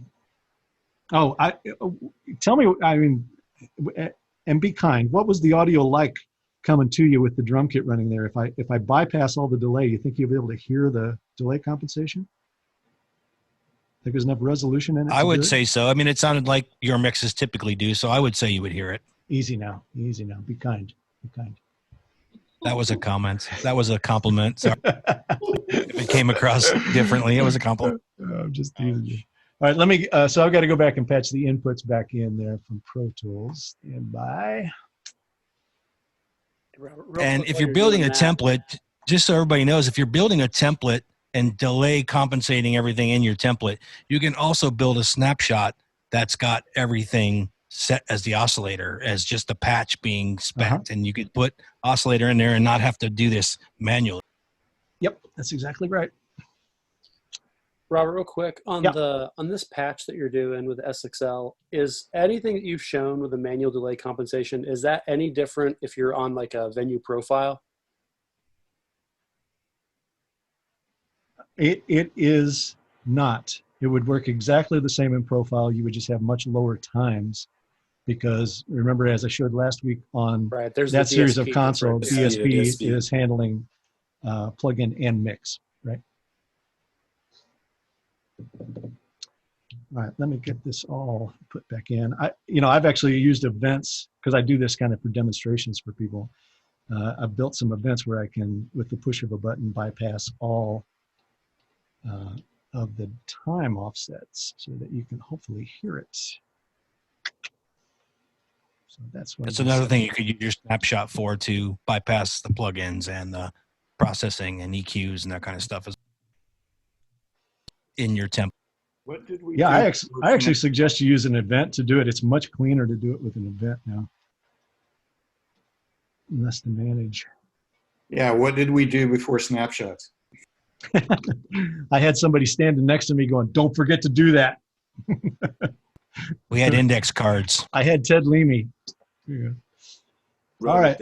Let me see what we got here. Oops, we don't want any pink noise, that's for sure. Okay, so let me figure out how I'm doing bypass in this particular show file.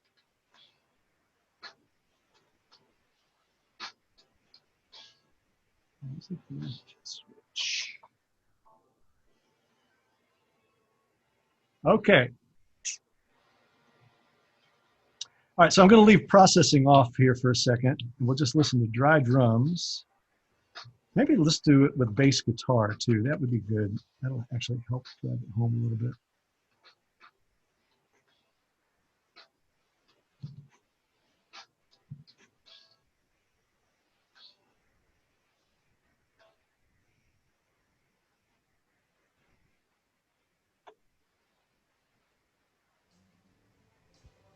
Guitars too. That's not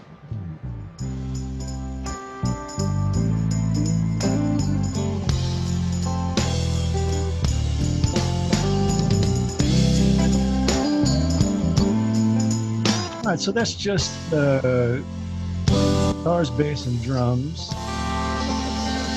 And I'm going to quit talking for a second so that you'll be able to hear it. Let me get you a cue, a visual cue here so that you know when we're doing it. So you should see that time go into bypass.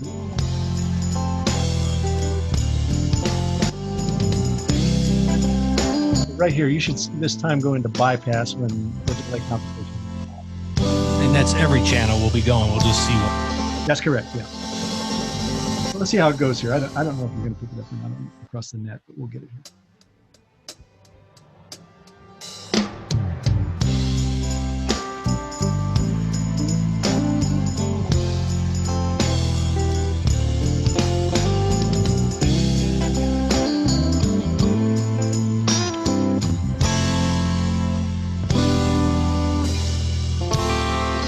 All right, so here's the real test for you.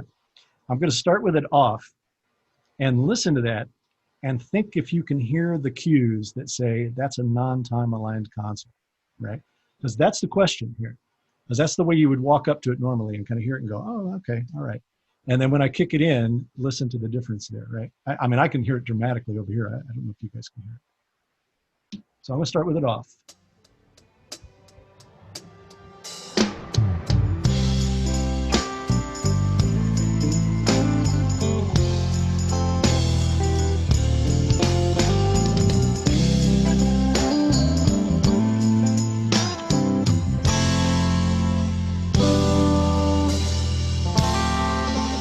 I'll go one more time here. The snare time needs to change.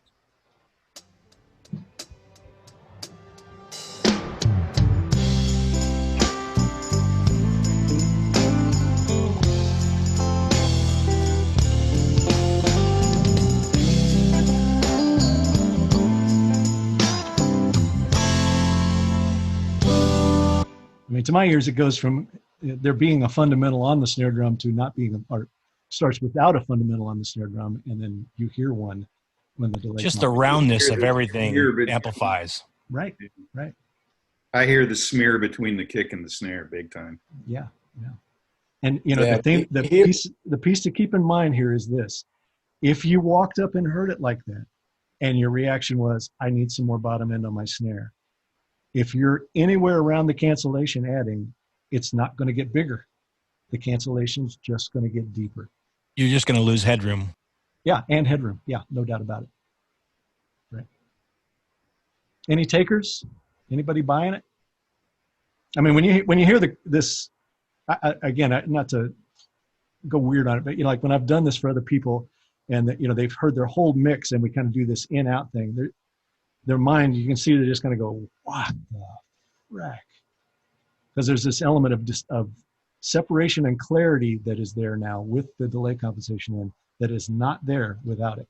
You know, I would put money on it. This is why a lot of people say I hate digital consoles. I guarantee it. They don't know how to use them. They turn them on, and it sounds like this, and they remember what analog consoles sound like or what they think it should sound like, and they don't know how to get it that way by turning knobs, because this is a fundamental that has to happen that's irrelevant to what compressor you pick or what, you know, anything else you do. Well, the irony of it is not lost on anybody, right? If you're picking some glossy plugin because it has some cool vibe to it, and you don't take care of the mix impulse and the frequency addition, all of that goodness is gone. Doesn't work.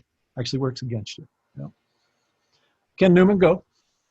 I was just wondering, if you're not using plugins, does this come into play at all? No, remember the diagram where I showed you where the digital console is only using inboard plugin or inboard processing? It doesn't mess with this at all. That is all accounted for, right? Yeah. So analog inserts would mess with this, though. I mean, if you were to patch an insert on a desk and use an analog there, it adds latency there. Yeah, because of the A to D and D to A conversion, right? Now, the nice thing is it's a fixed time there, right? Right. So any insert you do, they would all be the same amount of adjustment to get it all back to normal. Right, right. Everybody follow that concept there? If you're doing an actual, you know, out of the console to a processor back to the console, you're doing an A to D conversion and a D to A conversion combined there, right? So those are fixed times. Those don't vary. And if that's an analog processor out there, then it's, you know, and honestly, this is how Midas did it in the early days. If you did an analog insert on the XL8 and some of the others, you know, they knew that time, as long as it was an analog insert, and they could compensate on the input side. They actually were the first console to offer that, from my understanding, from my memory of it. But if you put a digital insert in there, all bets off, right? Because it doesn't report that time.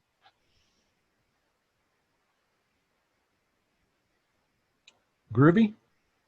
Who is Matt McQuaid is in the house. Man, bring it on, brother. So I was, not too much. I was going to ask, big picture, this is about everything hitting the summing bus at the same time so that you're summing in phase, thus exiting at the same time. Correct. It's about the summing bus, right? Big picture. Yeah, ultimately, yeah. Yes, indeed. And then we send it up to the PA and screw it all up again, so it's no big deal. Yeah, and then I mess up the timeline. Then I blame it on you. That's right. All right. Well, we're way past the allotted time. That is for sure. Who else raised a hand here? Christopher Dean, go, man. I'll get you in there.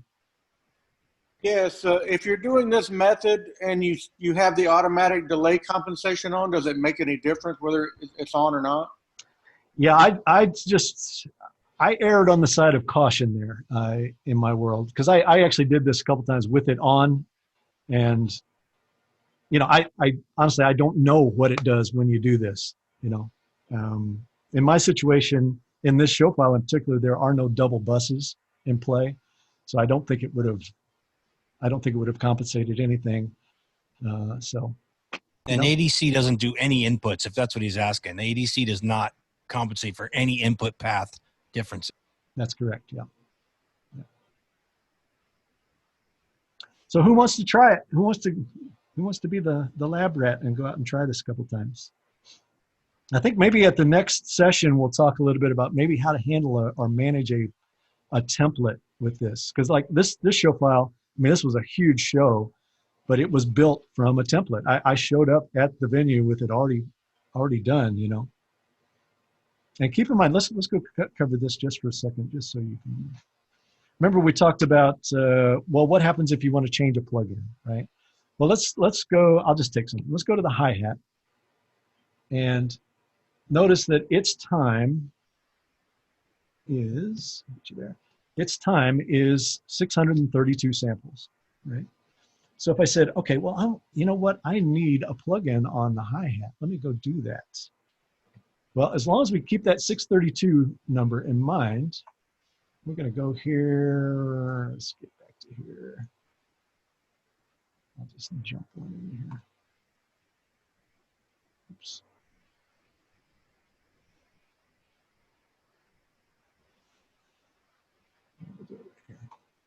I'm going to put a Whamby-Jamby Pultec EQ on there. I'm going to insert it on the hi-hat, which I think is somewhere down here. All right. So now we've got, if you look up in the window, you can see that we have a hi-hat, or the hi-hat has a Pultec on it now, right? So now our 632 number is invalidated, right? We've added more time to it. So the question is, how much time did we add? We right-click here, 108 samples. So 632 minus 108, 524, is that right? That is right. So now we've added the plugin, we've kept our net time the same, and nothing should have changed in terms of the relative impulse of that input compared to the other ones leaving the console. Same thing would apply to that snare top, even though it's our longest path. That's why we put in that 20 sample buffer there, remember? Right? So, maybe the place, sorry, go ahead. I just get it now. I just get it. Yeah. Actually, we got somebody showing up now. Oh, maybe got locked out. Kevin Fix, you got a question, go. Hey, Robert, I was just wondering, I'm with a smaller regional sound company. We don't generally get pre-pro time and stuff. So if I did this with a template, if you could show that in a future, would be amazing. Yeah, I was saying, I think I'll probably try to do that maybe next week if everybody's okay with this. We'll have a little quick review of this next week and then talk about template. Because I was working with Chris Anderson up at Anderson Audio on this very concept of showing up at your shows with your own template, to be able to use, because, in their situation, and I'm sure it's not unlike this for a lot of smaller and mid-sized sound companies, even if you're doing that, like if a client has hired you to come in and do the event, if there's an opening act that you're going to be mixing, well, you're going to get the least amount of time to build a show file, right? I mean, you're probably not going to get any time. So take that kind of festival approach of, man, if I can walk up, if I've got predetermined kicks, snares, toms, and you just make sure and plug those kick, snare, and tom mics into those channels, I'm going to do pretty good. I'm ahead of the game, right? It's not to say you're not going to have to change anything. You are, but at least you didn't have to start from zero. I mean, if you're taking that approach of starting from zero with every show file you build for an upcoming act, man, you're sacrificing one of the biggest assets of digital, which is portability, right? Being able to start ahead of the game. I mean, I'll just say it. I have not gone to a show, whether it was a one-off or anything, in the past, I don't know how many years, without a template.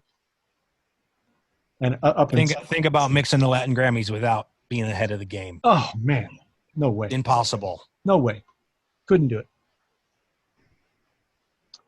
Who else we got here?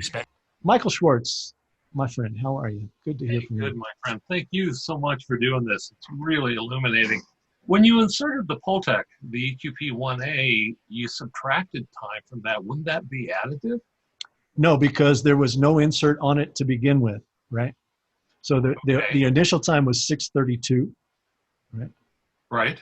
If I put the Pultec in, now the Pultec itself has added another 108. So then my net time there would be 632 plus 108, Plus which 108. Which would push it out of phase with the other inputs. Gotcha. Okay. The hi-hat has that much because everything else is so long, and it has nothing, so it needs the most amount of time to align it. To be able to do that. And then does that include your 20 millisecond adjustment delay? No, that's only on the snare top, which is the longest path and my reference. Okay, right. So you don't have to add that to everything No, else. don't have to think about it. Yeah. Great. Thank you so much. That's only if you're going to change plugins on the snare top, which is your reference. Very cool. Thanks for doing this, man. Sure. Ricky Leon, go, man.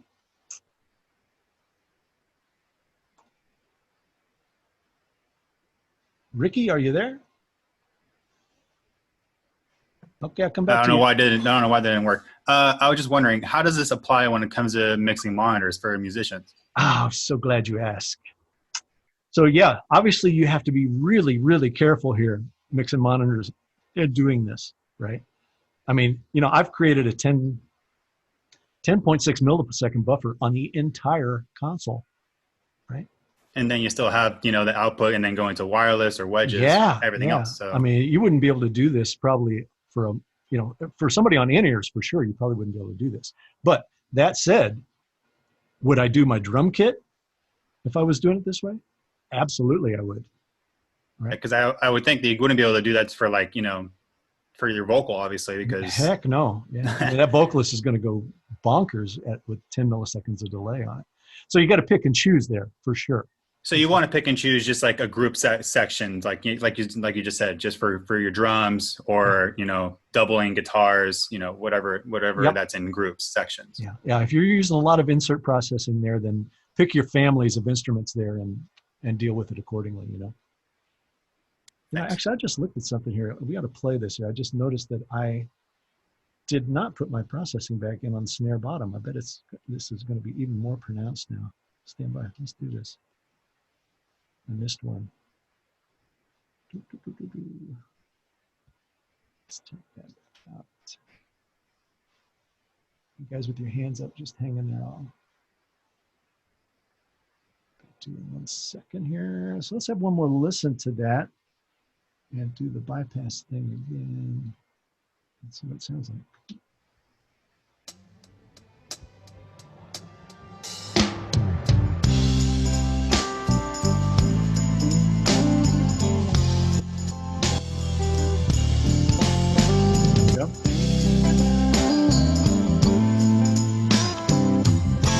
So I'll start it out again.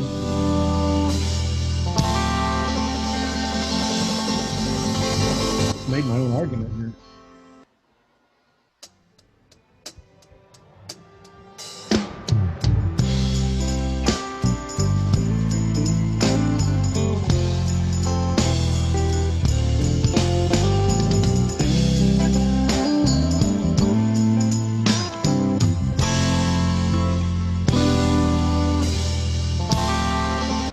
Well, I can hear it big time there.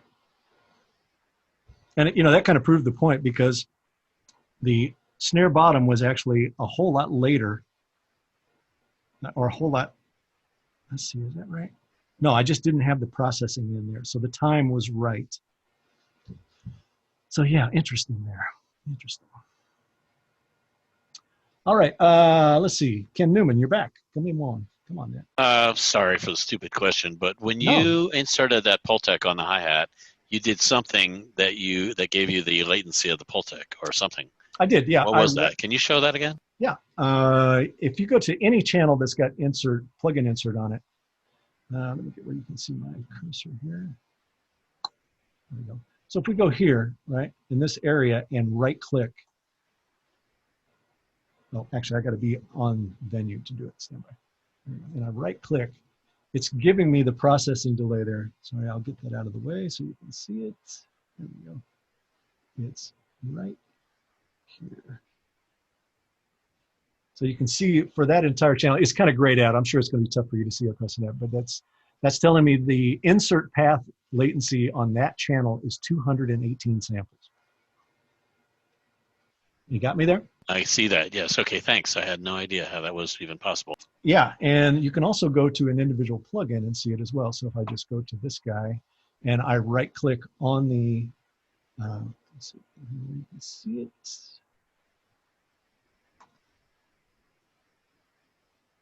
I right click here, then I can see what it is for the individual plugin. So for that particular plugin, it's 31 samples. Right. Groovy? That's right. I'm sorry, Ken. I forgot you weren't here last week because we covered a lot of that last week. So no Sorry. sweat, though. That's all right, man. No sweat. This is a good way for you monitor guys to decide which plugins you want to use by knowing what they add. Indeed. For sure, Indeed. for sure. For sure. All right. Well, guys, we're right at the 2-hour mark here, so I think I'm probably going to knock it on the head here. I knew this was going to be a bloody one, a meaty one, but I hope this answers more questions than it causes right now. My advice to you is practice with this. Practice, practice. Please don't go out on a show and just try to implement this.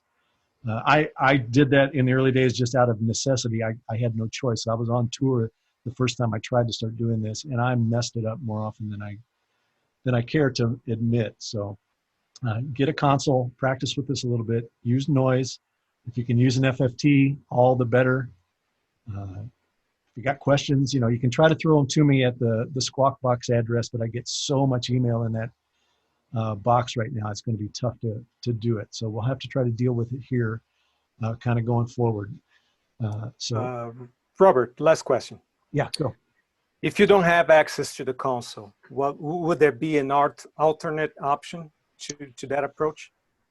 Boy, it's tough to do because we're talking about plugins here that are built on DSP, right? So you can't just use standalone software here, because you won't have any sense of time, and there's no way to pass audio there. So would the desktop software give me the sample difference on the plugins? No, because it can't pull out to the DSP, right? Yeah, no joy there. We're actually working on a solution for that. It's a little ways off, but just no solution right now. All righty. Thanks, Robert. Appreciate it. That was awesome. Thank you. My pleasure. Yeah. And like I said, Thanks. we'll come back and review this again right at the top next week. Thank you. And Thanks, Scovy. Very much, Robert. let it brew and see how you do. Okay. Thank you much, man. All right, See you guys. next week, man.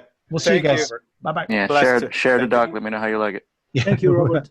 Thanks, Robert. Thanks, Robert. Thank you, guys. Robert, you're going to have to go to single topic next week. yeah, no doubt. I can't fit them in. I knew these were going to get long after a while. No doubt about it.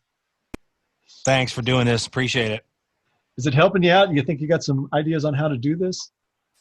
I mean, I know you've been trying to kind of working with this back and forth. I've been watching you on Facebook about it. So. I mean, when I posted my method I've been doing it the way you've done it for, since I started using SXL basically. When I posted the whole Excel spreadsheet for keeping track of it, that was really just about for guys that are trying to be quick and don't have any way to check anything, here, just see what's reported and at least go there and you'll be as close as you could be without knowing it's exactly right, as opposed to not doing anything. You know what I mean? Yeah. That was really just a trick for, hey, this can be better. It's not exactly perfect. The FFT and Smaart is always the best way to do it.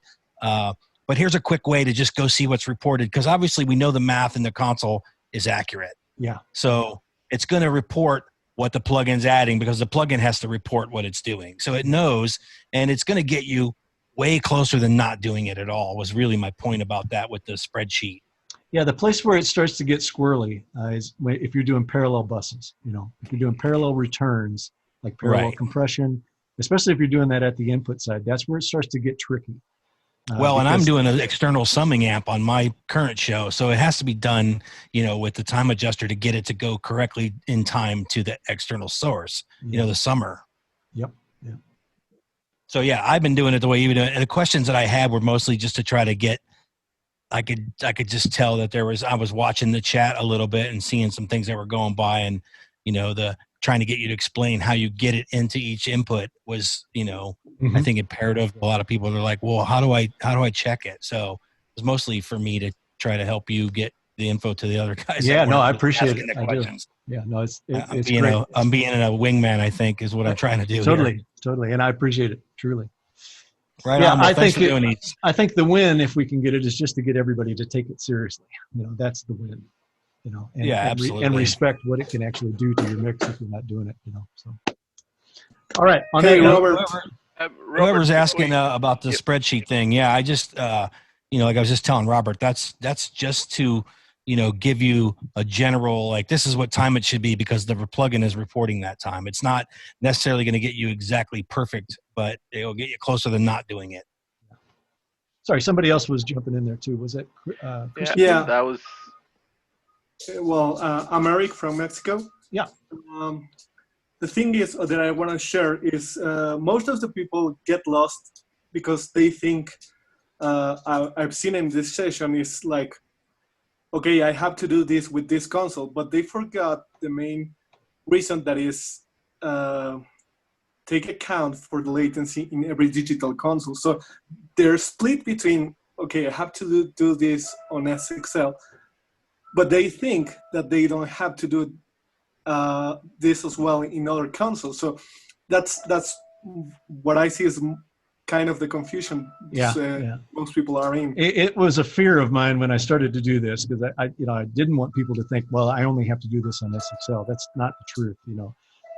All digital consoles have this challenge, to some degree, because none of them do input compensation. And that's something I think you have to reinforce the idea that this is happening in all digital consoles, because at least if someone is interested in SXL, they're going to look at this and, oh, well, this is more complex than I thought, and think about that is something specifically for the console and not digital consoles in general. Well, I mean, but, the thing that comes with that kind of openness with the Avid console, which is we're open to all manufacturers supplying processing here through third party. There's responsibility that comes with that, right? I mean, if we're talking about mixing on Waves LV1, well, yeah, that's a completely compensated environment, but it's only Waves plugins. If we start to introduce other parts, then we have the same problem.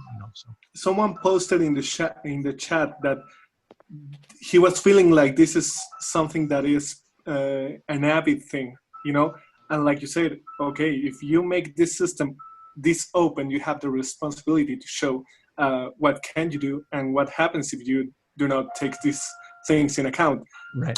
But that kind of could lead to other thoughts like, okay, this system is so complex that okay, I'll pass on it.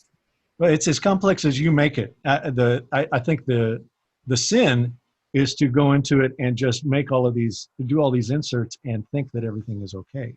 That's not the correct way to look at it. You have to understand exactly what you're doing there in terms of. I think a lot of people misinterpret that ADC just does everything, and they don't realize that it just only does buses. Have to dispel that myth. Yeah, for sure.